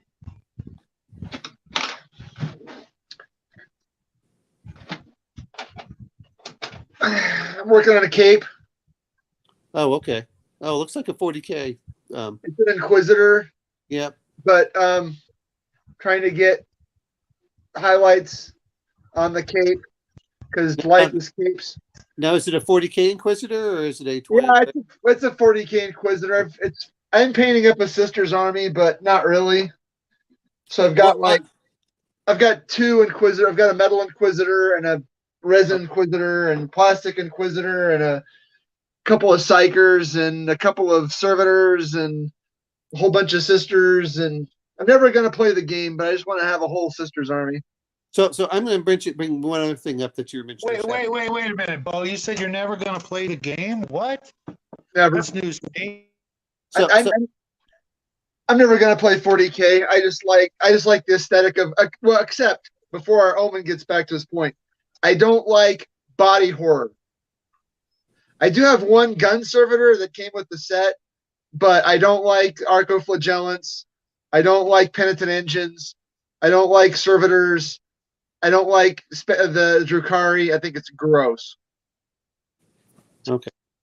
So what I'm going to say is, and this is what applies to all games, everyone talks about 5% success. No, most things are trivial that you'll do, and you shouldn't be rolling unless it's critical and under stress. No, I never require a roll unless it directly affects the character's health, wealth, social standing, or something else. But yeah, if it's things, I'm never gonna player roll dice to tie his shoe. I'm never gonna have a player that knows how to drive a car roll dice to go to the grocery store. It's never going to happen. Rolling dice is when it matters, which is why that's like the thing about like the old FASA Star Trek RPG, when most of the characters had 10 or 15 or 20% chances of success, but never had, you know, they misunderstood. If you're the transporter tech and you're transporting folks down to Risa, you should make a roll for that to prevent them from, you know, literally dying in the transporter. You only ever have to make the roll. No, that's cool. No, that's a nice sunset. We had something similar tonight while we were swimming. Wow, that's just freaking gorgeous, folks. But this is the point that I think that too many people have. Roll. This is a 5e thing that has infected too much crap. Roll. And actually, I kind of like what they have in Warhammer, because I'm starting to look through that because I bought the stuff for Foundry. It says easy task, add 40%. You know, and again, the only time you should roll is when it will actually impact the game in some fashion, not just because. You know, the other thing is I totally agree, guys. But yet, I've read so many systems and been in games where people just want to roll freaking dice, and that includes the game designers and players. They're just like, you know, it's fine. Well, you know what? It depends on the players, but I'm saying that all too often, and I've done this for years. I never sat there and say roll. If you say, hey, what do I see when I look out here? Oh, okay. Since you're looking over at the drawers, you'll see a bunch of stocks and this. You're going to do this. The problem that I have with it is that people are trying to use the rolls instead of describing their action. Describe your action, and I'll determine if you need to roll. You know, guess what? If you're going to look over and say, hey, I'm going to look around the room and do I see anything unusual? You know what? Take a perception roll to see that there looks like there's a little bit of a shoe that's coming underneath the curtain there. Okay, that's a perception roll. But if you're trying to go over and like, what color are the curtains, and I say roll your perception, I'm going to smack you. You know, no, you should know that the curtains are blue because they're right in front of you. Okay, I forgot to describe the curtains. The curtains are blue. All right. You know, are they, you know, that sometimes it's the same thing that happened with a lot of stuff, but I don't want to get too much into that. You know, we're talking civilian versus sci-fi, but the assumption is that if you're going to be a civilian or a military, you can do your basic functions. Oh, guess what? You know, part of me goes is when you roll, it's all I'm really looking for is you can do a critical or you can do a critical success. Because if you do a critical failure, guess what? Something broke or you're missing a component. You know, that happens all the time with the military. But then the other part that comes into it is, guess what? You got a critical success. It only takes you half the time to repair something. I'm not asking you really to roll to see if you can fix it at all. Look, I assume you can do it. But if you suddenly come over and like, oh, man, there's a cracked axle. We have to go get a new one of those. So this is going to be out of function. It's not because you rolled badly. It's because, you know, what it's part of the story in that aspect, which I'm having you roll to see what the impact was on there. It's not that, oh, haha, you didn't know there was a cracked axle because you're incompetent.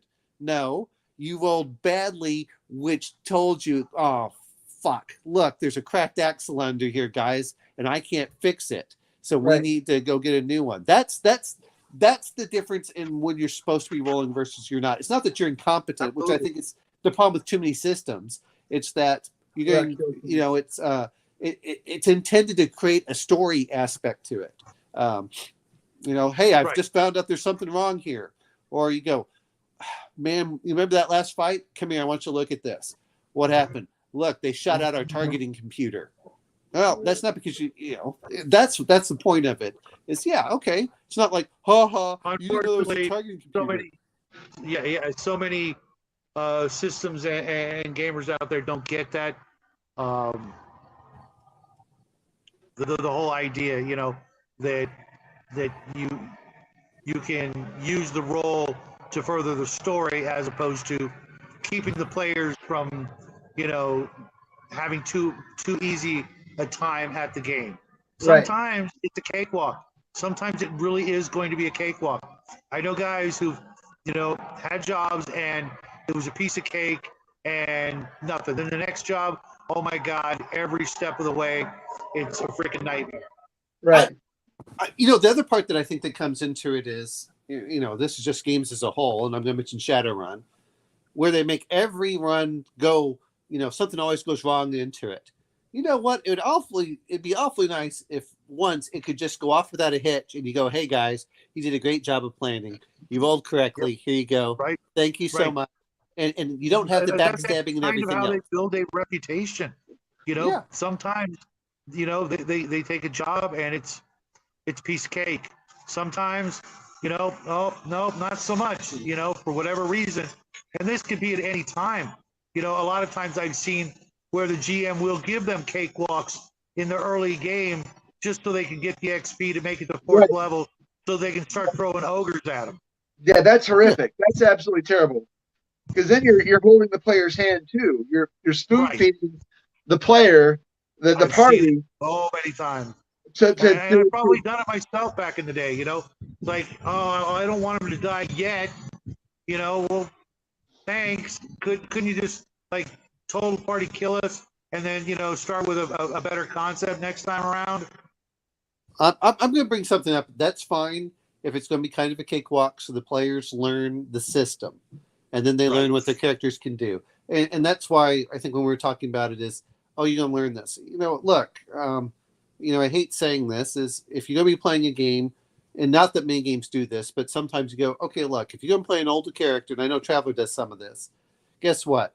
You're not going to be a crack shot like the guy who's 30. You just aren't.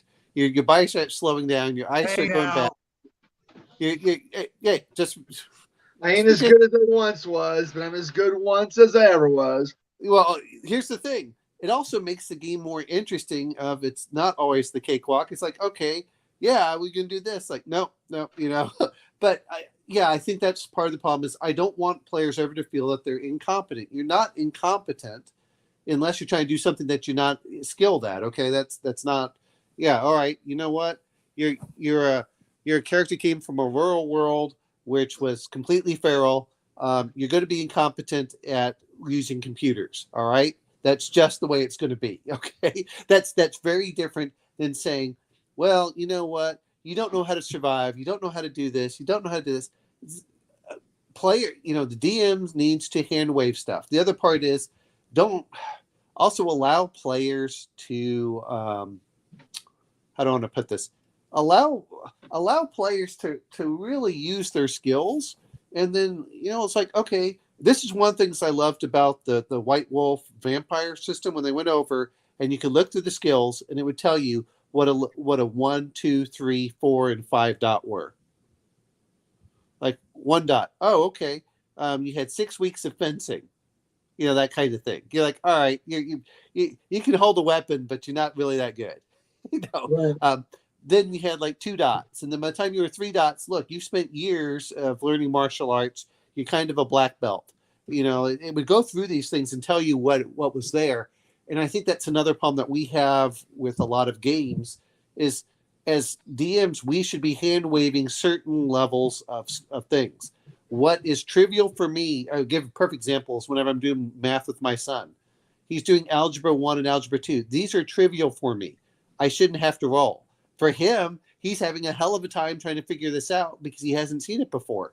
Okay, I remember being his age. Guess what? You need to roll because this is something new to you. And so it's not that you're necessarily incompetent. It's just like, people have different skills. If you have a high enough skill, don't roll. What is this algebra you speak of? Yeah, exactly. What's that? Oh, yeah. What is this algebra you speak of?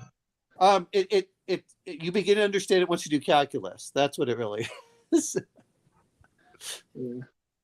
All right, guys. I'm gonna bring the little guy on. He wants to show us something he's been working on. Oh, cool. So be kind. I'm gonna send the link out. This is just for him. Sorry, Justin. Next time you want to come in, not a problem. But Jackie's been working real hard on this. Give me just a second to go grab him.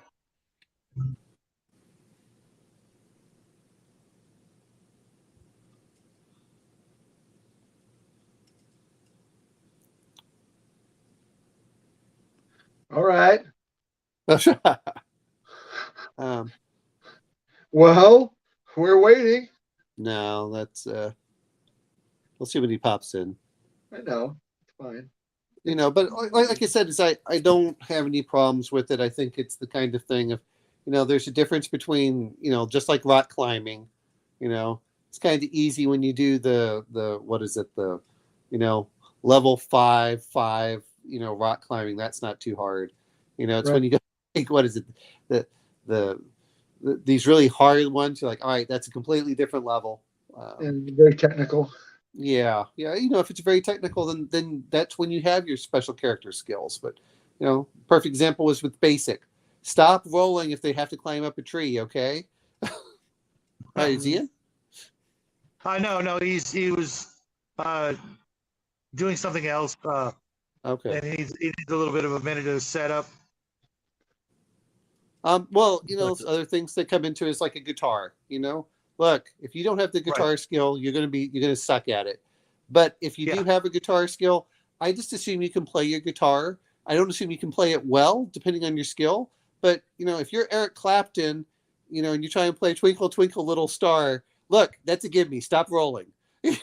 But if you're just learning guitar, I do like that thing you mentioned from White Wolf. Not a fan of their games, but I do like the idea of putting some sort of system in the mechanics or in the book that lets the ref know that at this level, this is what they're considered, even if it's a percentile system. If you've got a 40% chance, this is what that equates to in the real world without using numbers. You're at this skill level, or you cannot be, you can't have this job unless your skill percentage or odds are at this point. You wouldn't have made it through the interview process.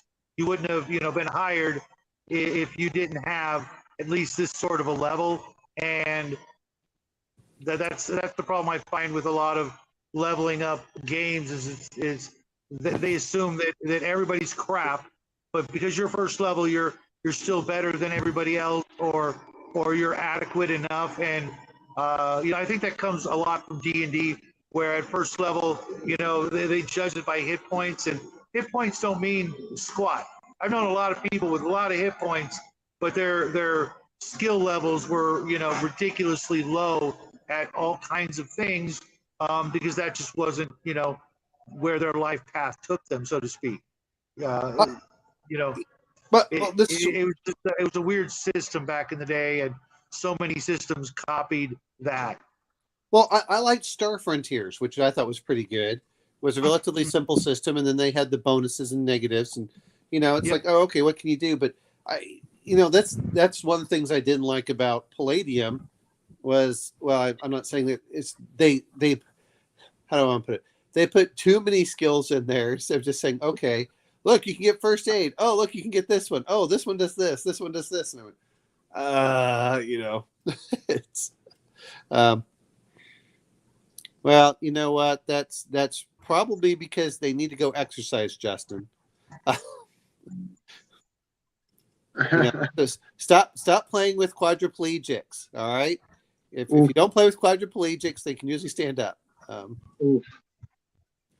There's a reason that Michael J. Fox make my milkshakes. You know what is I personally Candy's probably really good at least the shake part.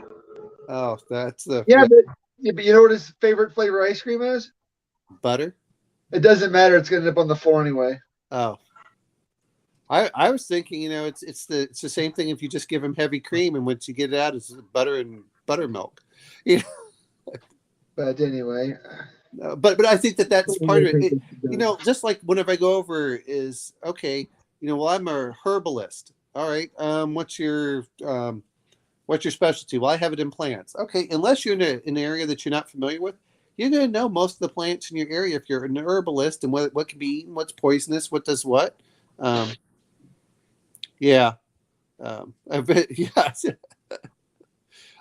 I keep telling you, Justin, stop playing with the quadriplegics. They can stand up on their own if they're normal people. Hey, Bo, what's your shirt say? It says "Fear roots in the dark." Okay. It's from my gym. You know, that's so. You know, this is one of the main things I liked about Conan is Conan was the assumption that players were going to be competent. You know, it's like, oh, okay, that's what you're going to do. Now I try keeping some of the skills lower, just because I can see what happens where when characters become too easy, then it seems ridiculous to put certain opponents against them all the time. Yeah. I was thinking also about that third option. We barely briefly mentioned it for player characters. Is that corporate theme? It seemed to be more prevalent in the late '70s and early '80s with movies like Outlander and is that called Outlander? The one with Sean Connery as a space cop. Yeah. And an Alien, the first Alien especially. You have a crew where they're company men, and that way all the resources, the ship, and all the heavy equipment and everything that they need to progress the adventure are owned by their company. Wayland Yutani owns everything, and whether they're hunting replicants or building replicants or whatever that is, it seems to be an easy way to make sure that the players it builds in the plot point too. I think those are. I don't mind stuff like that for short campaigns. Again, it depends on how long the player's going to be doing this stuff. But part of it is that they want to go off on their own. Now, I'm not against it. Is the Alien RPG has that? It says you can do this, and then if you start getting in debt, then you start getting owned by the company. At which point, then you start, that can lead you into a really bad, era. Well, it's the built-in plot point. It's a built-in point of friction, and those that's happened throughout history when you read books. A lot of like historical fiction had that stuff baked into it. I know Coriolis has patron. Your patron, which I know that Shadow mentioned earlier, your patron determines a lot of times what they want. And then you get an option of, do I do this? And I think, when you're talking about the stuff you have there, a little bit different, which is 5 parsecs from home. You can basically, it says, just take the minis that you have and here's what you do. And you kind of roll it, and it has its own little system and role-playing aspect to it. You kind of create the stories as you go along from that. Which I think is kind of cool, but that you want something where the players can go forward. You want a kind of a bigger story. You want the players to go towards a direction, and the players need to get over there too. I think sometimes it's the people who want diametrically different things, and this is where I think the session 0 comes in. Sit down. What kind of game do you want to play?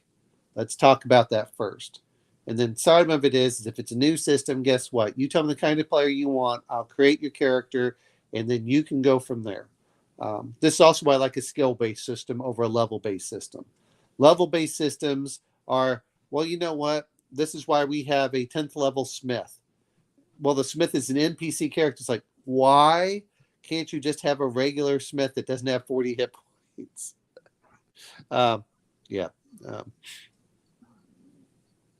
But yep, that's exactly correct. But those are that's what you roll for. It is, well, the other part is, talking about skill rolls a little bit different is Han Solo. Han Solo, okay, look, I'll help out the rebellion, but guess what? I got other things to do. Okay, that's good. That's the kind of, for me, if I was going to play a Star Wars game, I want to play the Han Solo type, which is I can come into the main story and then I can pull out of it with the group. But I don't want to be part of the rebellion. Guess what? I don't want to be part of Hoth the entire time and sit there and just say, look, I'm going to man the boob gun as we start shooting everything. So it's like, oh, okay. Who is the only character that was we all know the Empire was right. The Empire was, the Empire couldn't get anything right. The Empire was right. Well, actually, my favorite is when Shadow says, we were talking months ago about, the character loses his magic weapon and decides he's just going to die. And I said, "Oh, you mean like Luke Skywalker at the end of at the Empire Strikes Back? You know, oh, he cut off my hand. I lost my lightsaber. I'm just going to jump." You know. I don't think that's why he jumped. Better to jump and get turned to the dark side. Well, come on. That's exactly what the players act like. You took away my favorite sword. And see, this is why I like skill-based games that do not rely. This is why I like where magic items just ignore certain things and don't give you bonuses to hit or stuff like that. Is because I don't know. I could see it both ways. It depends on the mechanics of the game. I can see where you wouldn't need the pluses, but I also one of my favorite stories. I think it was called "The Magic Goes Away." There was a sword in there that literally could not miss. yeah, That was his power. but That's again, terrifying. What plus 19, folks? I mean, well, you don't even roll, at that point. That's right. Right. But here's the point that I have with this whole thing, which is I want the characters to be the focus, not their items. That's what I'm talking about. The Jedi is not his lightsaber. The lightsaber is his I mean, tool. you could probably put one together with, a light bulb and a box of fishing tack, 2 hours. Yeah, but so those are the things that I look at is, but again, we're talking about games and we're talking about action. Some people really want to get into the role playing political side too. Sure. It's like, okay, and different games are out there and you can do it. This is why when we talk about the general, this is why like Rogue Trader's awesome. Oh, guess what? You get a giant ship and you get 100,000 people under you and your job is to expand the empire. Oh, cool. And guess what? We get you kind of we look the other way when you start using other aliens and things. Okay, that sounds cool. And then what I want for a campaign is to be the rogue trader captain. I want to go out there and I want to leave with one ship. Get these. Uh-oh. Yeah, where did you get all these ships? He said, I took them. Yeah. Like, oh, well, have you ever played Pirates? Sid Meier's Pirates? No, I remember the game. I was going to grab it, but something about it just wasn't right for me at the time. I just mentioned that you start off with like one ship, which is kind of a medium level. And then as you capture more and more ships, then your fame starts going up. You start, and after a while, it's like, well, how many ships do you have? You're like, well, I have 9 ships. And what's your flagship? And which ship do you want to use for this? And so you had a whole flotilla. It's like, well, I want my fast galleon. I like this merchantman. I like this sloop. Why are you using the sloop? Well, it's better against certain ships. It's better against certain wind. Yeah, so that's what goes in there. Well, we are 2 hours in. Yeah. And I don't know how long Shadow was go before he goes over to the Nathan Allen show. No, I was just waiting for Jackie to get his stuff together. I gave him ample opportunity, but I guess nature called in the middle of that. Right. So Bo, just for you, because I think it's pretty, reading it looks pretty good. It's the 5 parsecs from home. Yeah, I want to pick that up. I thought that I kind of like that. And then, we're talking about sci-fi games. Why don't we pick which I'm not I don't really like how they did the system for it, but why don't we talk about Dune and how that works? You want to talk about a very political game for there. Because I'll probably never own it. But and I don't need another system. I've got tons of I know that there are a lot of people that play role-playing games that cannot divorce system from setting, and I find it absolutely foreign to me. Equating system with setting is like putting a fish in a bicycle. If I wanted to play Pendragon, or if I wanted to play Dark Albion, or if I wanted to play, I've got other systems I would play with those settings. I'm remembering this much is setting a lot of times that the system determines the mood that you want to imply in the setting. No, there's a big difference. I hate saying this. Traveler and GURPS is so compared to other systems I've seen, but there are some systems I just despise, and they're better to be used with an existing system. Like I like the alien stress mechanic that works really well, and it gives the feel of the game for that aspect.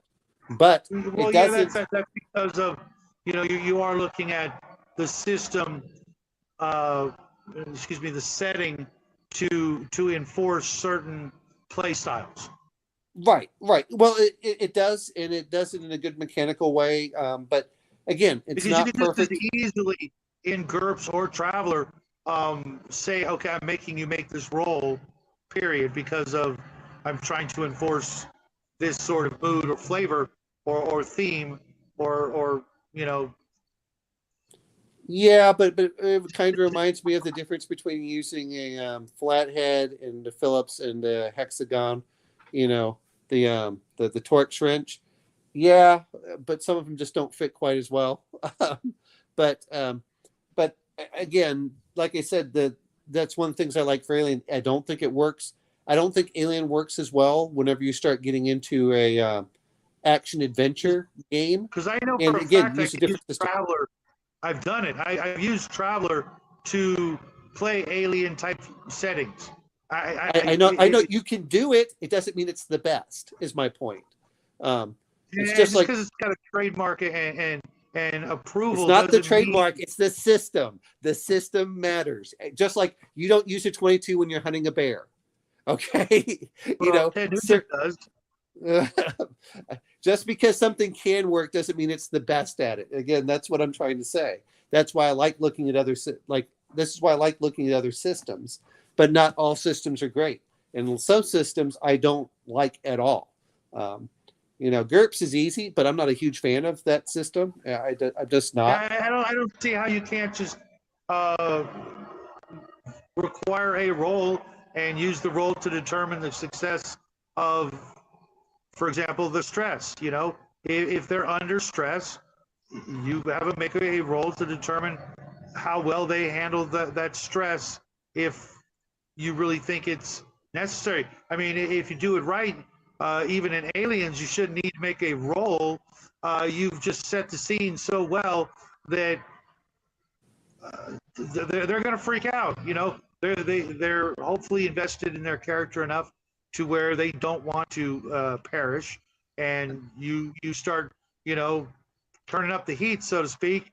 And if they really are invested, I really hate when the rules of the GM tells you you're scared. It's like, that's really? What do you mean I'm scared? I'll tell you why. I'll tell you why. Because a lot of times stuff as I've gotten older doesn't scare me. That's why. The other thing is it's just like the insanity mechanic and stuff like that. I know that they do it. They just don't do it that well. It's just like D&D. Right. D&D, you can do everything in D&D. It doesn't mean it's ideal. That said, it depends on the type of game you're trying to run. And that's why I said I like different systems for different things. There is no one perfect system. And, it's just like, oh, well, what's the best car?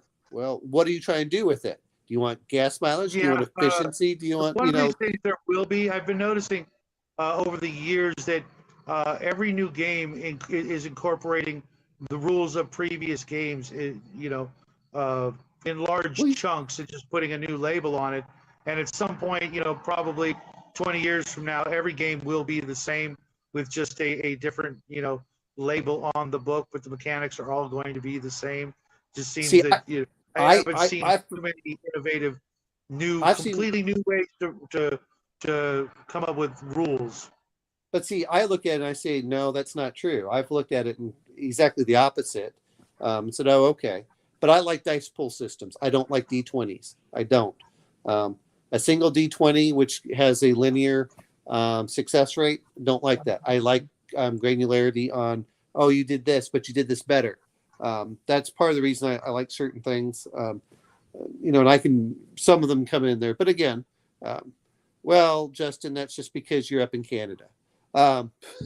Actually, there was a guy who fought off a polar bear with a Swiss Army knife, and he got an award in the 90s for it. Apparently, it was attacking someone, and he jumped on it. But that's the problem I find all too often is people act like everything is going to be a perfect. you can do it, but it's not great. It's like trying to, oh, you can build a cargo helicopter. Yeah. Or you can build an attack helicopter. Yeah. But they have different design parameters. It's the same thing. But no, what I was referring to with Dune is a highly political game. And that's what I'm referring to. It doesn't matter which system you use. The Dune universe is a highly politicized aspect with less dealing with combat. I know there's a lot of people out there that just absolutely love it. Not a huge fan. I like Dune for what it is, but it's a political. No, I like Dune for what it is. It's just that the books didn't have enough detail for you to play anything other than about 3 different kinds of. If you're willing to make it all up, that's true. Extrapolate and make up your own universe, but then you may as well play any other game because you're still making up your own universe. But the basics of the Landsraad and the basics of the houses. You could play something like late medieval Europe or a Roman Republic and have a lot of the same things going on there. That's true, but again, Dune is one of the few highly political universes that's popular out there. Is what I'm referring to. That's what makes games popular, right? Making games popular is what captures the current zeitgeist. Well, what makes it popular is that they take these themes that have been out there for 50 plus years. As much as people want to talk about it, D&D took what, 40 years to become. Well, that's not true. In the 80s, it was pretty much a household name because they had a cartoon and stuff with it. Sure. Why is it popular now? Because of Stranger Things and Critical Role? Yeah, but the OGL had a lot of it. I'll be honest, as I saw D&D dying at the end of the 90s. And then it had this massive resurgence once they brought out the OGL. But the same point is, there are other games out there that I think are better that just don't get the traction. They just don't have the, I agree. Whether you like it or not, is everyone knows Conan. Why don't more people know John Carter? Very few people seem to know John Carter, but they know Tarzan. Even though it's the same author. Carter, I can tell you why, but that would take a good 20 minutes. All right. Well, no, I'm saying, but part of it is that a lot of the, Tarzan has tons of movies. It's become part of the culture. That never happened with John Carter of Mars.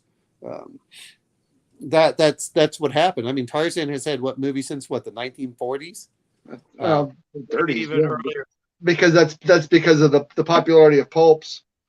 For whatever reason, when that whole pulp era took off, you're right. Why Sherlock Holmes and not John Carter? Why? It's just because some Hollywood executive said, "Hey, I think this will make a good serial. This will make good movies." Well, Flash Gordon. Flash Gordon is one of those that's everyone knows Flash Gordon. But some of it, at least a little bit.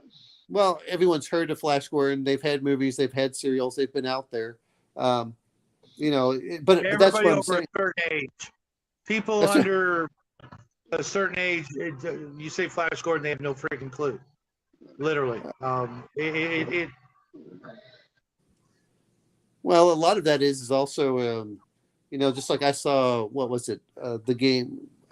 I looked through the game for The Expanse, which that doesn't interest me that much with the age mechanic.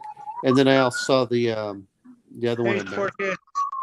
I'm going to give you the link. You can show us what you got to show us. Yeah.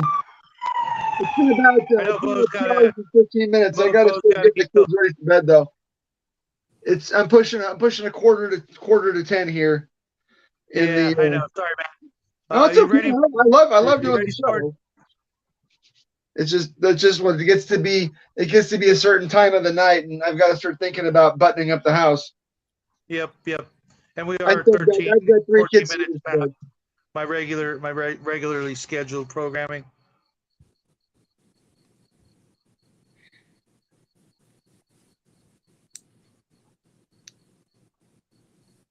Yeah, James, it really was.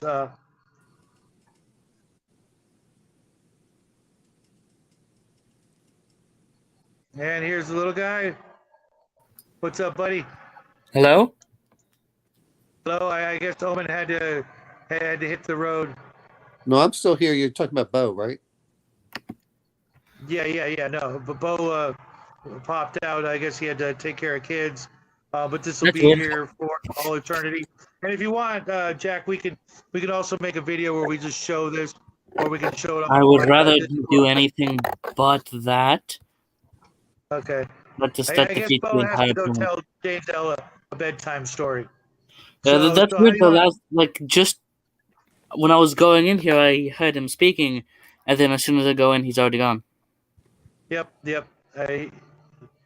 Like I got a didn't little even one to hear. get to bed.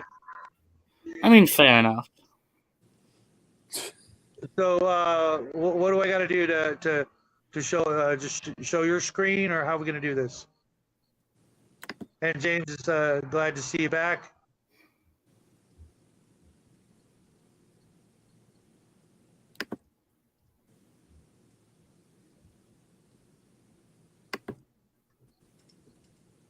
Jackie, Hello? yeah. What do we need to do next? Well,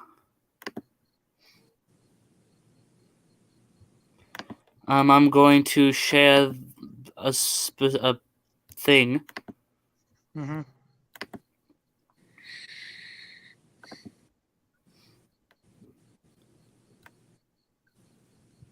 Okay, that's weird. I can't seem to find them.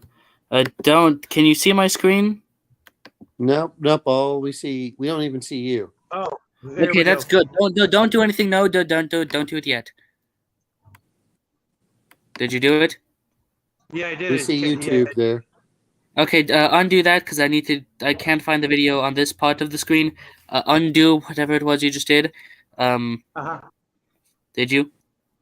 Yeah, I undid it.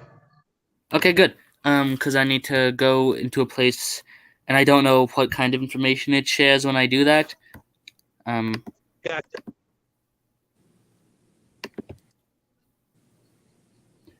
But I will say it is very laggy. It's probably because I have so many tabs open, but I think I kind of need to have these saved, even though I don't really want to have them saved. And I can get rid of these Alright. ones. I don't need all of them. I just need all the YouTube videos open so that I remember to credit them. Okay. But opening this new tab is taking way too long. This is ridiculously dumb. Like, it's almost taken me more time. It's almost taken me more time to load into this stupid tab that just shows me my own videos than it did to actually upload the video. That's crazy. I mean, I'm exaggerating by a lot, but still. It definitely feels like that.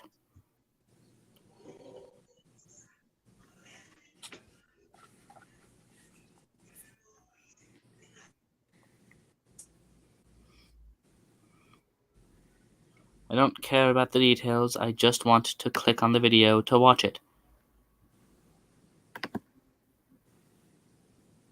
There we go.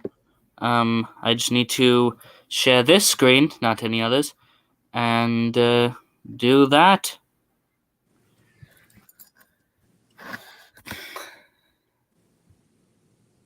Well, I mean, I do need to share my whole screen, but still. Present. Share screen.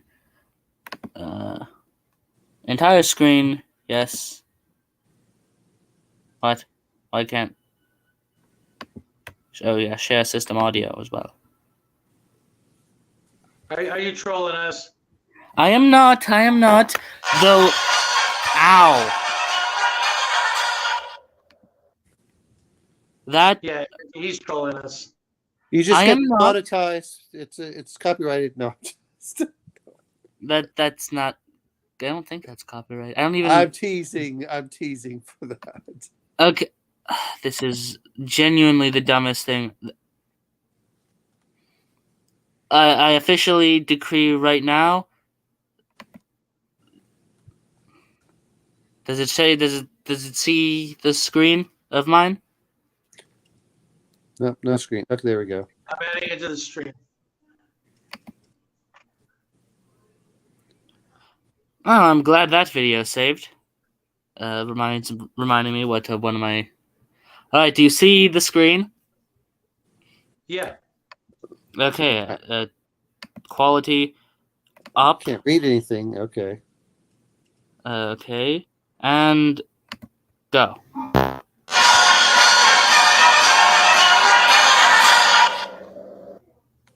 The UDSI announces that there has been several connected murder cases in this Hey, last Jack, through our mute agents yourself. gathered. We believe that this is the Oh, you hear my voice? I'm hearing you. Oh no, it's echoing. on It's top echoing. of It's it. echoing. So yeah, just you can let it play through there, I think, but just mute yourself while you're having it run. See if that works.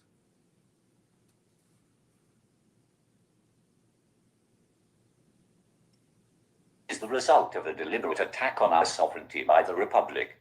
There you go. We still do not know what they have done, but regardless, be extra careful. Remember to never travel alone and to always carry a DAW with you at all times. All of these men were found with missing organs in the following locations. Thomas Saunders, found on the elevator. Walter Pierce, found in the weapons platform. Rushian Clark, found in the West Tram Station. Stall. Noel Bailey, found in his home. Jamie Cook, found in his home. Lucas Murphy, found in his home. Oscar Barrett, found in his home. And Dexter Reed, found in his home. There will be an increase in police presence by 100%, and the camera systems will be updated and expanded. If you wish to be a part of either of these programs, please visit your local community center. Further instructions will be provided there.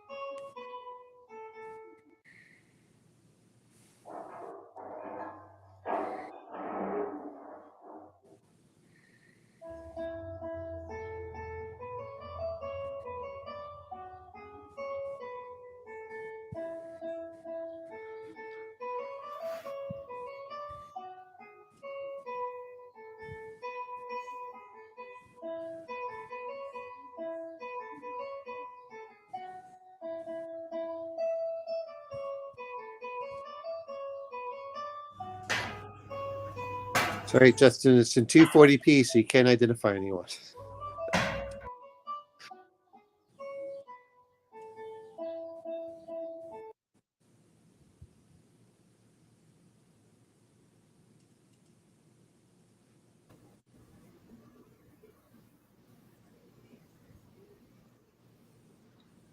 Is the We Hold can up. hear you now. We could hear the thing entirely. So was the I So heard we- somebody say something that the video quality was bad.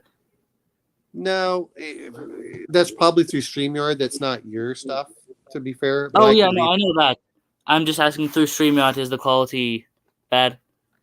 No, actually, I could read stuff. It was a little hard, but that's just, that's not unusual. But no, it looked like Oh. you're doing pretty well, Jack. We heard everything. We could see everything as it was running. Oh, that's good. But you cut it early. I know there was Yeah. more. Oh Yeah, yeah, you I had know. I some know in that it. it's some. I thought I heard Omen say something about the quality of the video. No, I was joking with what Thor with Justin Thor put down. He was saying that it was written in blood, and then I said, "Oh, that's just because they put it in 240p, so you can't identify anyone." Oh, okay. Sorry about that. No, He noticed what that I was a noticed on joke. the camera. Yeah, that was a joke on the stuff you had on the side of your camera on your video. Yeah, that was something that was. I'll explain later if you want me to go into it. I'll put it back on if you want. Yeah, finish it up.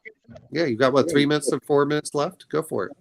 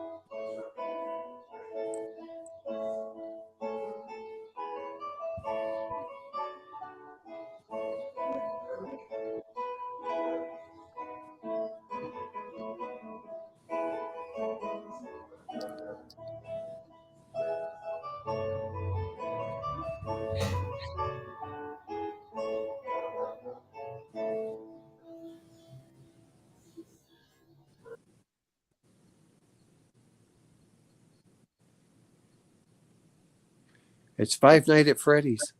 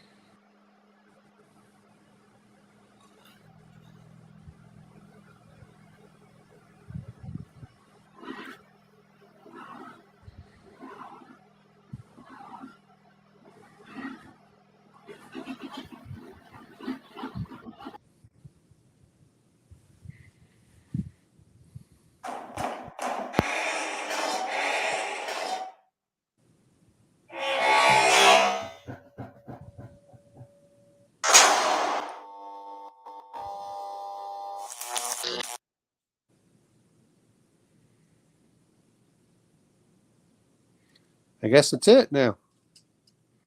So you trying to make a video game there? No, I'm going to be 100% honest. Yeah. I'm 100% sure that all of the FNAF correlations were entirely subconscious, I guess, because I did not realize that until I had already had the idea in my brain on how I wanted to do it. And I don't even know what that's referencing. I mean, I know what that's referencing. I just don't understand why that's referenced in that way. Justin, that only depends if you're from Alberta, Canada. And then the women look like that. True, actually, that you're not wrong. It's not.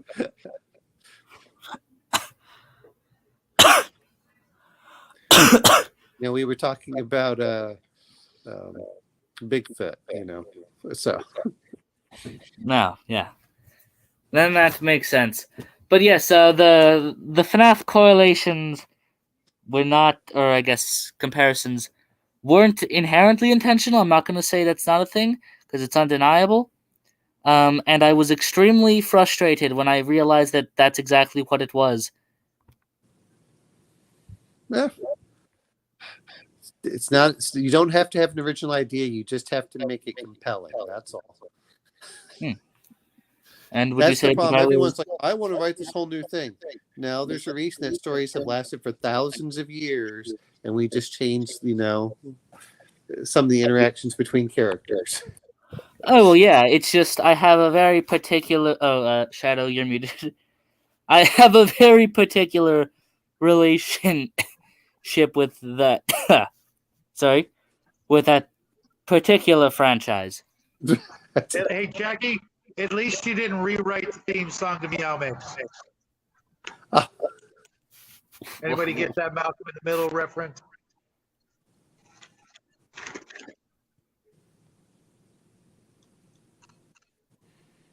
Very nice. Very nice, Jackie. Anything else you want to add before we say goodnight to everybody? Oh, you're still sharing the camera, the screen. I can kill that. Turn that off. So, welcome back from Mexico, Jackie.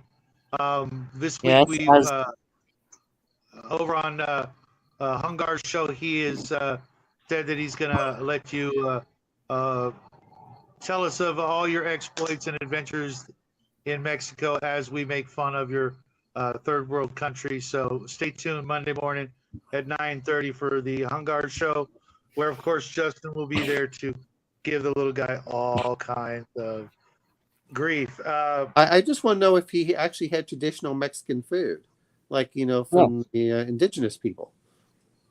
Oh, yeah. And as you can see, he brought back a little something special from him from Mexico. Hopefully, he won't share that with the rest of the family.